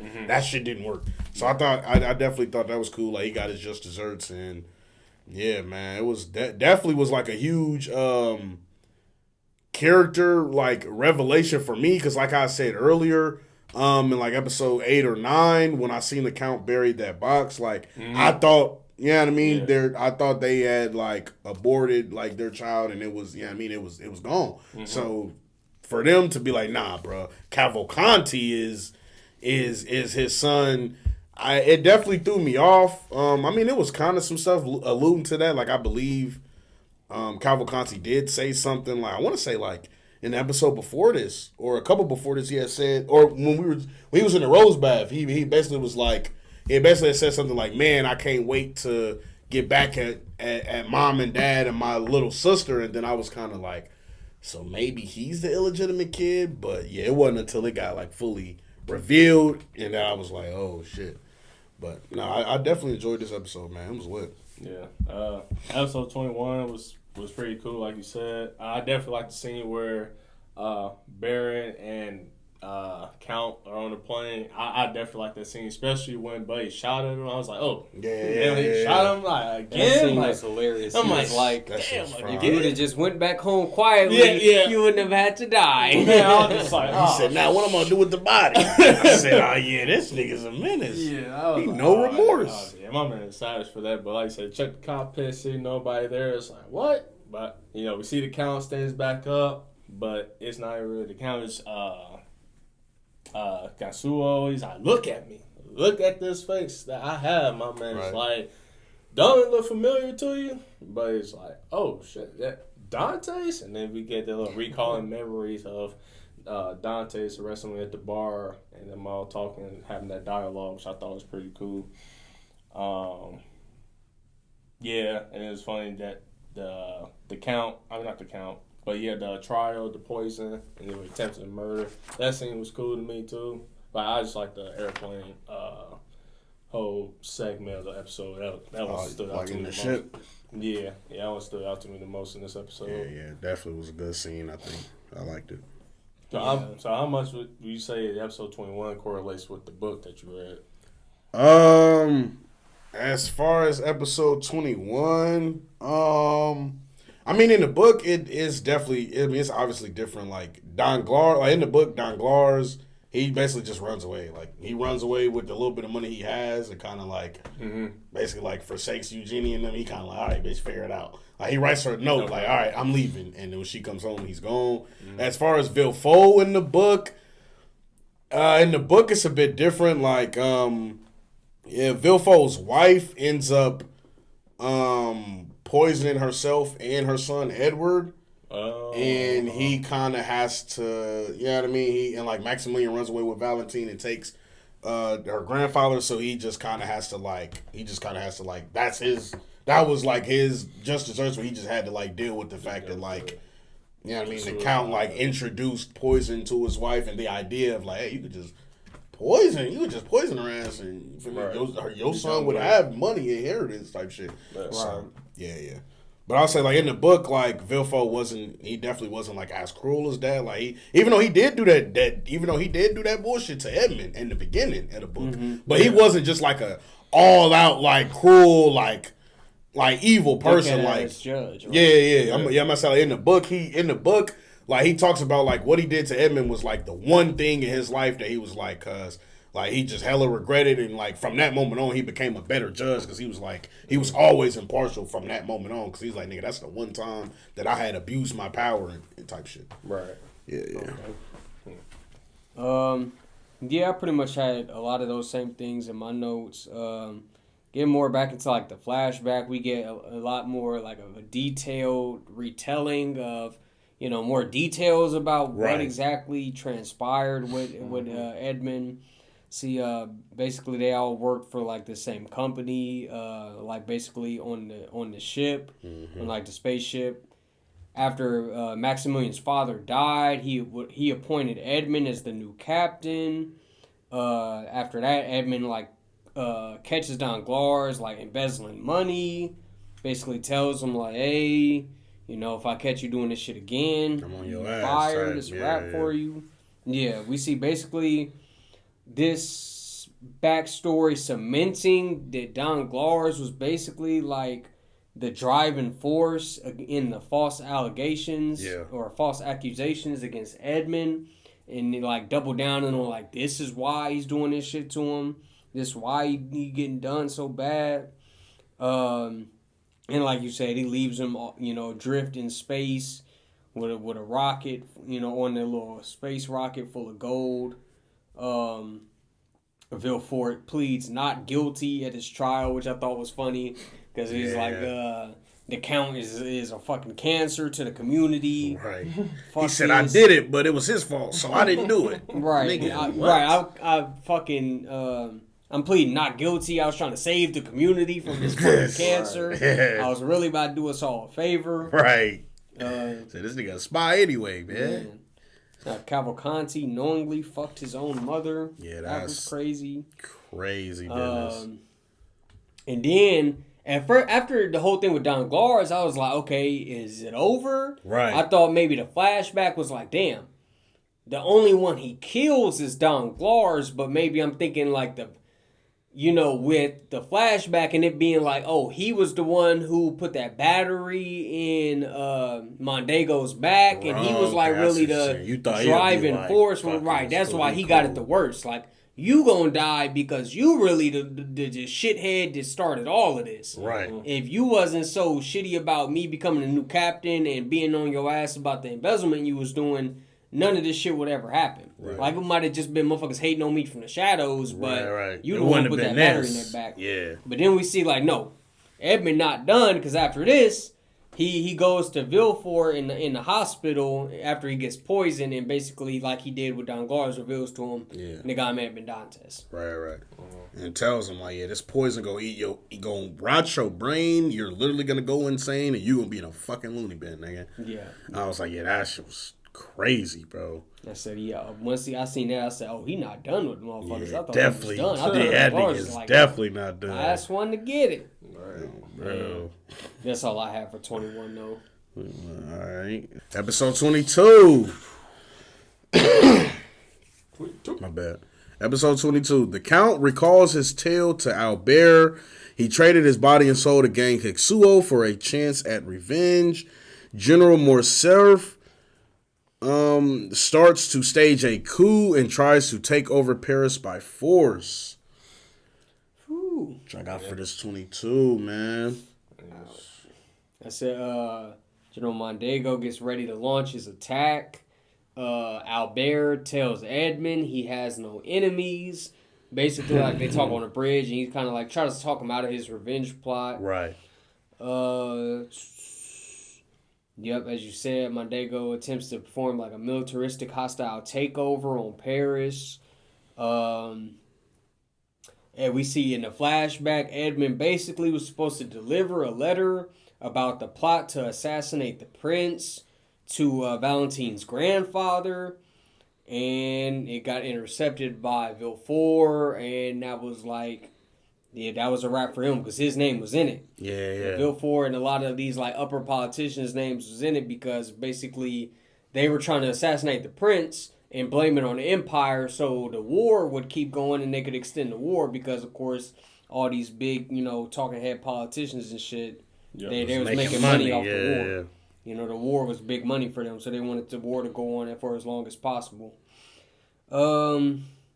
We see, obviously, a flashback where we see the Gankutsuou break into the prison and basically, like, make the deal for Edmund's body, which I was kind of confused. I was like, did they, like, make a contract? Did he just take his body? Because he, like, busts in there and he, like, yeah, man, I've been waiting to find somebody like you for a long time. Yeah, so I'm guessing basically it was kind of like yes and no, you feel me? Because obviously Edmund was down there like, bro, if it's the last fucking thing I do from the grave, I'm gonna get these niggas. And in that moment, he like, hey, bro, I got the power to make it happen, nigga. Don't say nothing else, nigga. Your heart and soul is mine. Let's get this shit on the road. When I seen it, I was just kind of like, God damn, that nigga ain't get like. He ain't like ask him or nothing. Yeah, like that would have been a like, moment for him to kind of really think, like, damn, do I want to do this? That nigga was just like, all right, nigga, bet, let's get it. I'm like, golly, bro. Yeah, that was Savage. He's just, I ain't trying to hear whatever you got to say, man. Whatever I say, that's just how we playing out, man. Yeah, that's just definitely, that shit was crazy. Definitely blew me away, bro. I wouldn't, you know what I mean? Like, that shit was definitely crazy. We see the city has turned into total chaos. Cavalcanti is out of jail. Oh, Foe is out of jail. Like everything is so destroyed that even like I guess the prison was blown up and now the fucking prisoners have escaped. I mean, I think he did that on purpose because like when they showed the scene in the ship, he like, yeah, man, I know where everything at, man. I can hit him where it hurt, man. I'm gonna hit underground bases, man. We gonna hit refugee centers. I'm like, man. Jesus Christ, this nigga's a menace. The county's on the run. Yeah, we see Albert. He gets like a communication device from Baptistin? Bertuccio. Yeah, Bertuccio. No, it's the other dude, right? The white. Oh, yeah. You're right. It was the white guy. Like the pompadour. Yeah, Baptiste or whatever his name is. Mondego tells Mercedes the truth about, I did it. Right, Edmund, basically like Edmund didn't I did it, bitch. Die or go to jail, or he wasn't my best friend. I set his ass up. I really hated him. Nigga wasn't my best friend. I wanted this bitch from the jump. Then he shoots Albert and Mercedes. Shot her in her shit. That was crazy. I wasn't even paying attention. Like, she was like, all right, I'm gonna leave. Right. Man, I look back, I see her on the ground, I'm like, damn, he shot her? What the hell? Man, that nigga's a menace, cuz. And I do like, just to add more depth to her character, basically, her not like immediately telling Mondego off, but basically, I forgot what she said verbatim, but like in a sense saying like, both of y'all meant something to me. Yeah. Because it would have kind of fake for her to spend so many years with him and then just be like, right, and then just be like, oh, you lied to me? Fuck you. When, and like she told him, like, you right, she I think she did tell him like along the lines of like, hey, bro, I understand. Like, let's just leave, bro. Like, fuck this shit. Let's just leave, type shit. We see Recchio and them. They like crash into Mondego's ship, and they like crash lands, and then hilariously enough, he escapes on a mech. But that's what I got. That's all I got for 20. What is this? 22? Yeah, that's 22. Yeah, that's it. Yeah. All right, y'all ready? Yeah. All right, man. Episode 23, man. Really the true last episode, if we're being honest. Oh, yeah. That's what yeah, man. Episode 23, General Mondego shoots his wife and... Oh, yeah. General Mondego shoots his wife and Albert. He then confronts the Count. The Count's will overcomes the power of Gankutsuou, but he loses his invulnerability in the process. I definitely like this episode. I think like right up until the very, very end where basically, like General Mondego's been defeated and Albert is like basically like pleading with the Count and like basically throws his own words back in his face. Like, hey, bro, you was talking about, you feel me, you'd forge your own destiny, but you gonna let Gankutsuou like just control your body for the rest of the time. Like, what are you about to do? So I like that up until that point, he was like standing on business, like the entire show, all 23 episodes. There was never, and like we even talked about, like even if you had those doubts, like, dang, is the Count is he kind of feeling for some of these characters? Does he have like love in his heart for some of these characters? Does he not maybe want to go through with this all the way? Like, no, bro. From episode 1 to 23, that nigga standing whole business and giving niggas they just desserts, bro. So yeah, this is definitely probably one of my favorite episodes. I loved it, bro. I love this episode. Yeah, I definitely have to agree with you on him stand on business all 23 episodes. Not once I even get a slither of him caring about anybody in the show. I'm just like, damn, bro, my man just bending everybody to his own will, just manipulative as hell. Literally. Know? So, and that leads me to like him even more as the show is progressing, even up to this battle. Just like, my man was really on that the whole time. I wrote down Haiti intervenes to fight. confesses her feelings to the count. I was like, okay, like I didn't know if she's gonna do that night or so, but I was like, fine. That nigga Count is crazy, bro. He tried to take a hostage, and that nigga said, bro, I'll shoot through the hostage, nigga. I don't give a fuck. She was on. I was like, oh. I said, Jesus Christ, he does not give a fuck, bro. Damn, all right, yeah. She confesses her love to him. Then we got General. He holds Hades hostage gunpoint and orders the Count to the wounded Albert to be held hostage as well. Mm-hmm. Yeah, that whole scene was fried to me. How all that shit went down, and then Gankutsuou was eventually broken after being hugged by Albert, which was I guess pretty cool to me as far as the ending goes. Just to end it all with that, and leaving Dante to be mortal again and regain his will. But unfortunately, he passes away because his fight with the broken sword from Fran's sword was in there still. That was another thing. I'm like, bro, that nigga ain't get that out your heart? Hell no, man. My man is living. You ain't think, like, damn, bro, a sword did break off in my chest. Let me get rid of that motherfucker. Yeah, right. I would. That take that out, he gonna bleed to death. Not when he was, obviously not when he was Gankutsuou. That's what I'm saying. When he was that's my spot though.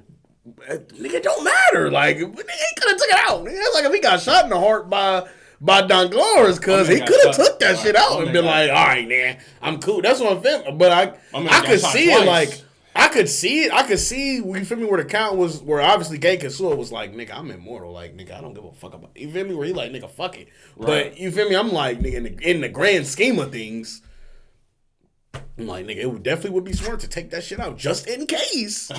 Just in case. You might actually one day start to give a fuck and lose your power, bro. It would be cool to be able to live after that, but I don't think it's what it is. You know what I mean? Gankutsuou limits of like when does it go away? You know, he basically they told Franz that like as long as he like ignores his emotions, like as long as he ignores his emotions and like acts without, you know what I mean, like falling into them or becoming overcome with emotions, or accepting them, then he'll stay invulnerable, essentially immortal. As long as he don't have those emotions. Yeah. So the moment that Albert hugged him and shit, and he like accepted, like, damn, I do fuck with this little nigga, man. Damn, man, and that's what fucking killed him, bro. Right. But and he stopped taking his medicine. That was just to keep the Gankutsuou like from fully taking over. Because then he showed that to Mercedes, like episode 2 or 3 when they had a dinner. He's like, I don't eat none of that. This will keep me alive because me being out in space, I was losing my fucking mind and shit. This is what kept me going. I'm like, oh, okay. Then boy got dietary supplements. And what's crazy, I will say, what's crazy is in the book, he has the same similar like case that's made out of an emerald, and he takes pills, but the book never the book just, you feel me, like in the book he's just like, yeah, man, I've been traveling around and I started dealing in medicine and I made this medicine and now this is all I take. I don't really need to eat. I take this. Mm-hmm. But I liked in the show that they kind of gave it a reason, like, because other than that, I'm like, you feel me? It is a detail of the book that literally has no like explanation whatsoever. So. Gotcha. Yeah, I was wondering if those playing a key role up until this point. Then. Yeah. So yeah. But yeah, that's why pretty I really got pretty cool though. Then him finishing off and just telling everybody, hey, remember me? That's Edmond Dantes. Yeah. Right. So I'm Edmond Dantes. Remember the real one. Yeah, that definitely is. Shit definitely broke my heart though, man. Sad to see my nigga go. Cause like in the book, like. The Count of Monte Cristo just, because after that nigga just goes and lives his life with Headache. Like, they end up getting together. He like, yeah, Mercedes, that show and done, but Headache, like we see, is in love with him. And he like, all right, bet, I guess a young bad bitch, I'm rich, I guess my life will be okay, fuck it. And that nigga literally, like, he gives some money to Maximilian and he literally just, like, lives happily ever after type shit. Oh, that's crazy. So, yeah, to see him kind of, like, for them to write it like this, I'm kind of like, but I get it, you know what I mean? Because I'm like, as a viewer, I don't really have a lot of empathy or sympathy for the Count. And you don't really even get justification for his actions until the very end. So I can see them kind of being like, you know what I mean? It's kind of like a necessary evil. Like, you might be cool, but you did do some fucked up shit. So it would be crazy to just have you walking around. So you got, and they definitely like make a point to talk about like the the innocent people who exactly were affected. Affected by his plan, which was and we see like Haiti kind of really like all the kids, like and Hede kind of does the same thing because we see I forgot to touch on this, but after she like crashes the embassy or whatever and exposes Mondego, after she goes back, she like crying because she's like, you know, I did the right thing. That shit had to be done. Like the truth had to damn near come out. She did feel bad about it, though. She felt bad because she was like, this is damn near negatively going to affect Mercedes. You know, Albert. Like it's going to be, you know, people that, you know, are affected this shit by or affected by this shit that I didn't, you know, intend to be affected. Right. Which is a good point. Like, and like you say, like really, like all the innocent people are like the kids. Like really, like Franz, Albert, Eugenie, like all of Valentine, all of those people were affected at some way by what the Count did, and they extent the wives kind of. Yeah, true, because it really was just for the fathers of each of the families. So, but I feel like it's fried because I was thinking about that as well, and that just kind of reminded me of that quote of like. I don't even know what it's from, but I'd heard it hella where like sometimes sometimes people gotta pay for the sins of the father. Like which I mean you see like all the time just kinda like in barbaric shit or like older movies, you know what I mean? Or like wars, you know what I mean? Like somebody does something messed up and then they get their life together or they move on and it's like, nah, bro, them niggas that you wronged, they come back and, you know what I mean, it do be sad, but it's like, hey, if you knew, man, like, hey, your dad brought this upon himself. Like, you just collateral damage. Type. Yeah, in a sense, they did become that. Definitely tough. 23, I had, General Mondego versus Edmund in like another mech battle. Yeah. Albert and Mercedes are saved by Ali. I said, Hede need to get the fuck out the way. Boy. And let him kill, bro. Right.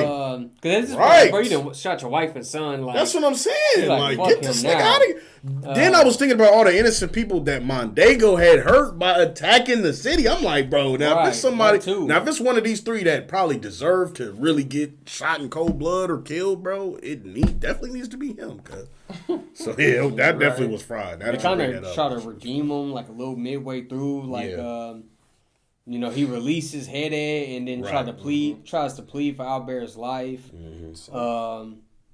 Baptistin takes the bullet for Albert. W moment when Edmund tries to shoot Albert. The contract ends and Edmund dies, which was it was hilarious to me, even though like it wasn't supposed to be funny. Just that whole scene where he's dying. He's like, "Where's Albert at? Where's Albert?" And Albert's like, "Oh, I'm right here. I'm right here." That was kind of goofy. And he's like, "I'm right here." He's like, "Give me my sword so I can fucking kill him." That's what he got. He said, that nigga needs to die by my hand. I said, like, damn, "I'm right here, Count. I'm right here." He said, "Great. Give me my fucking sword, Brett, so I can kill this thing." Grab my sword so I can feel it piercing this nigga flesh, man. Oh my god. No, that was fucking hilarious. And then of course at the end, as Edmund's old house like starts to crumble down, we see Hede, Albert, Baptista, and Berreccio all leave, and then we see Ali, Eloise, and Edward also escape. Which I was like, oh shit, I forgot they was still there. Oh yeah, they was in the house. Yeah, that's just hell. That shit was funny. That's all I have for 23 though. Definitely a great finale. Oh yeah. Wonderful. Absolutely chef's kiss for that shit, man. All right, episode 24. I'm gonna keep it short, man. Takes place 5 years after the events of the show. Really just like, I guess, just kind of recap. We see Maximilian and Valentine, supposedly living happily ever after. We see Albert. We hear that he's, I guess, in the military now. He's like some like secretary or assistant to some high military official. He comes home, and I thought that was funny as hell that the realtor was like, hey, bro, I know you tried to sell your house. We couldn't find nobody that wanted to buy it. But since you've been in the military and ain't been really responding, it's been 5 years and you owe back taxes. So, nigga, the bank just gonna take this shit. And he was like, nigga, fuck it. But nah, I mean, it really kind of could have did without this episode, to be honest. I thought it was definitely fried as fuck that Mercedes buried Edmond Dantes by this fuck nigga Mondego. I'm like, why is his body right here? Like, throw him out to sea. Like, what? Like, no. Even if she was like, that's my husband, he the father of my kid, I'm going to show respect, I'm going to bury him. Why the fuck did you bury him right next to Edmond Dantes? Like, that shit don't make no sense. So that definitely pissed me off, man. But other than that, like, what would you think her reason would be? I mean, they're both just too important, man. Yeah. I get her reason, but I'm like, because that's what I was thinking. I'm like, they've been together for so long. I would think she had some sort of feeling. Of course. And that's why I said, like, if you need to bury him, do your thing, but man, don't bury that nigga next to me for convenience. Yeah, because you see in the scene, she leaves a flower at both of their graves. So I'm gonna put y'all next to each other for convenience. So I don't have to go too far. I don't have to do too much. That shit was so fried. Because I went back, because I'm like, wait a minute. I know that did not say Fernand. Right, because at first I thought she was just saying Edmund's grave. I'm like, go back, bro. I know that did not say Fernand, bro. I'm like, yeah, she's wilding, bro. That's funny. Yeah, I don't know if we hit on it, but yeah, last episode he decides to stay in like the crumbling house and basically dies. When like the whole house coming down Mondego. Oh yeah, okay, yeah. When everybody else is escaping, he like, fuck it, I'm just gonna stay here. Yeah, he was like, he said, fuck it, I'm gonna stay here. Which, that's what he fucking get. Yeah, he decides to just stay there and get crushed by the rubble. Should have shot himself in that fucking shit. 24, a little epilogue type episode. Kind of definitely really could have did right before the time skip. We see like Luigi's gang. They're like waiting for Peppo, and she never comes, and they end up leaving, go back to the moon. Where is she? She ain't coming. Yeah, and they show her in this episode on some fraud shit, or show him in this episode on some fraud shit. 5-year time skip. We see Robert and Lucien talk about like the end of the war with the empires coming soon. They definitely got plans to sign a peace treaty. They talk about like a party that's going on between friends that night they got to go to. After Lucien runs out the door, Robert, we could see him like hold up a newspaper to the foreground, and it's talking about Eugenie's like return to Paris. We see, like you said, Maximilian coming home from the war, greeting Valentine. His small siblings that we saw when Franz was over there, they have now had their own kids, and so they call him like Uncle Max or whatever. We get the Peppo cameo when we see like Babstein. He's on Hedes planet, and he's trying to buy some jewelry. And he's like, how does this necklace look with black hair? And then he like scrolls past the models. The models like showing him the pictures. And he's, the fuck, that's Peppo. That shit had me dead as fuck. You see, obviously, Hedes returned to her own planet. And they talk about a coronation that's going to be happening soon that Albert will be attending. So you can only assume at this point she's going to become queen now. Right. They talk about Cavalcanti is at large, which is fried. We see the scene of like Albert on the plane, and he's like scrolling on his tablet. We see like the headline talk about him being at large. Albert visits Franz's grave. As you said, IRS taking his old house. Mercedes, as we talked about, visits Edmund and Mondego's graves. Get another one last flashback of Mondego and Edmund and Mercedes playing by the beach. We see after Albert goes back into his old house, he finds like a note that Edmund had left Mercedes. It was in the back of the painting that was such a big deal in this early episodes of the series. Yeah, that's pretty much it. I was just mad at the end because we got no like scene between Eugenie and Albert. Yeah, we got one for Max and Valentine. Yeah, that was fried. Yeah, that's what I was looking for the end too. Especially her returning to Paris. I'm like, oh, yeah, right. Meet each other, right? Like, we see both of them, but at the end, like we see like they're both at like the little graveyard, and she goes into like the chapel and starts playing the piano, and then you see him like run, starts running when the sound starts playing, but we don't see like a scene of them together. Yeah, right. But we can only imply, like, of course they're together. Exactly. All right, that's it for that last episode. Y'all got anything else? Nah, man. Episode 24 is cool. Wrap up for the show. All right. Let's get some final thoughts on Gankutsuou, the Count of Monte Cristo. Where do you guys want to go in? You want to start? I'll start. Fuck it. Second watch through, man. I definitely remembered this show being really good, and that was not a false memory. This show was really good.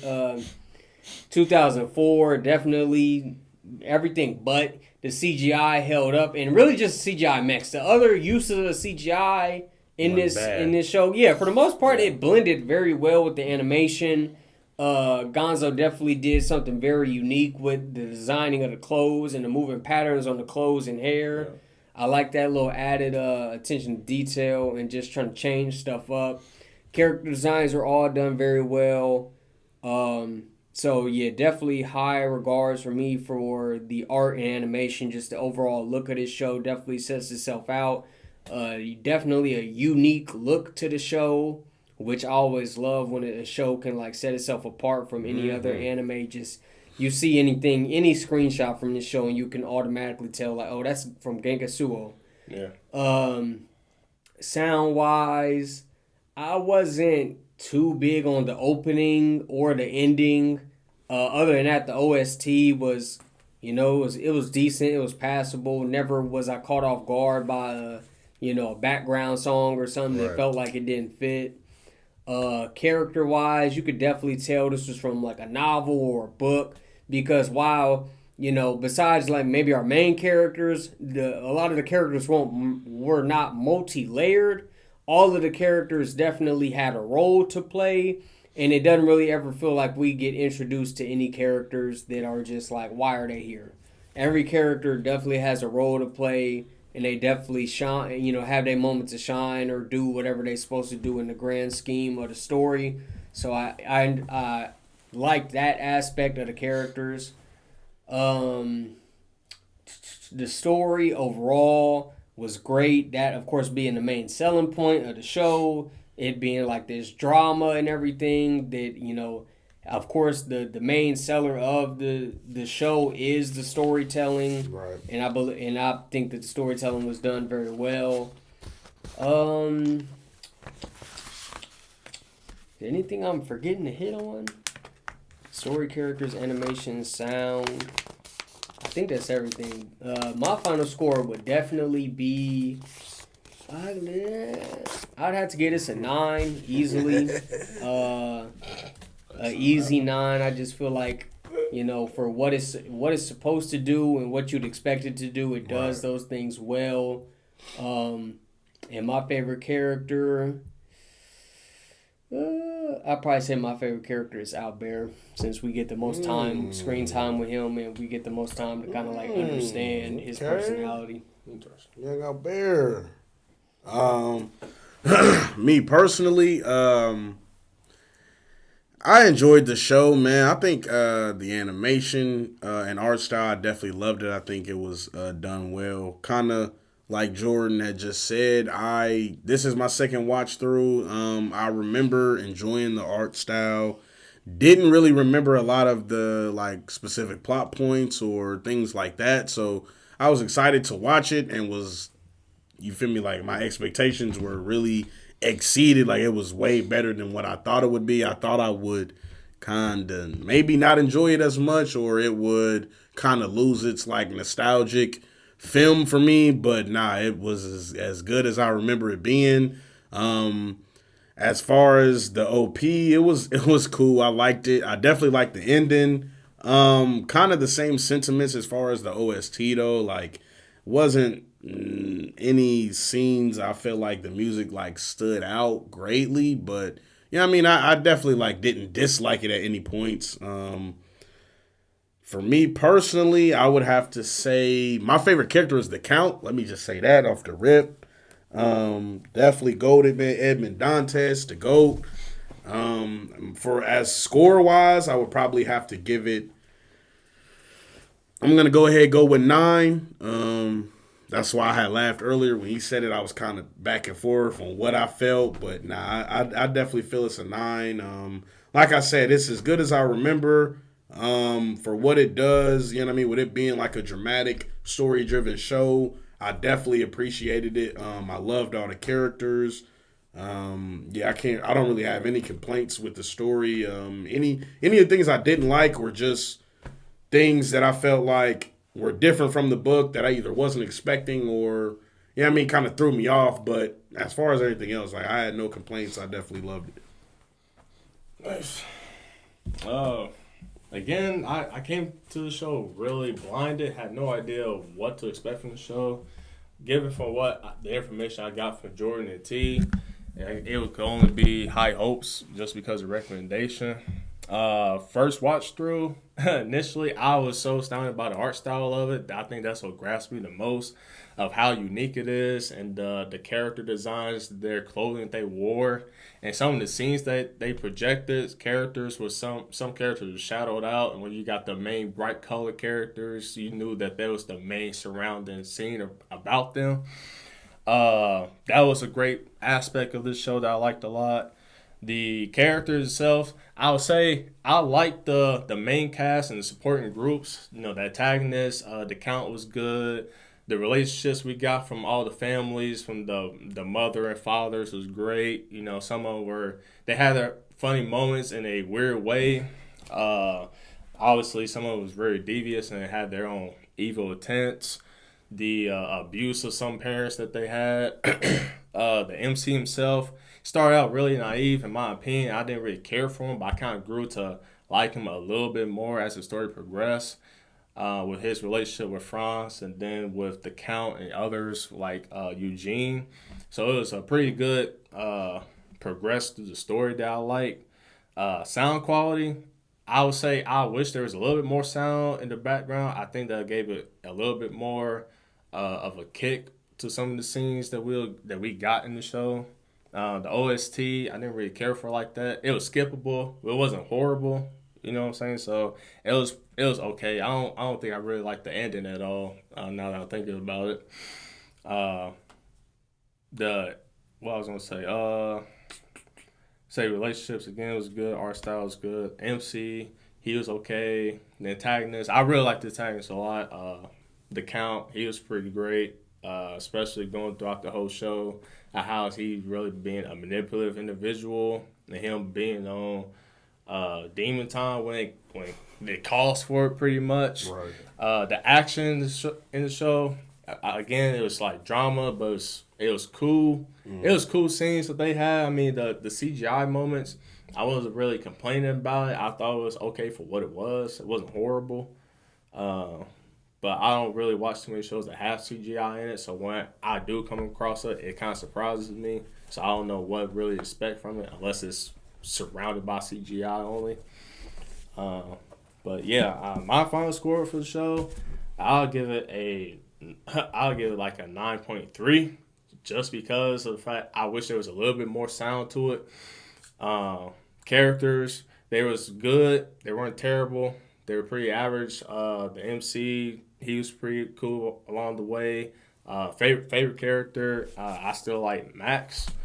But yeah, I still like Max as far as like the good side characters, and as far as like the other side of characters that we got that was bad, if you will. It's the Count, just because who he was throughout the whole show. Him and Max, I'll say those two probably like my top favorite characters throughout the whole show.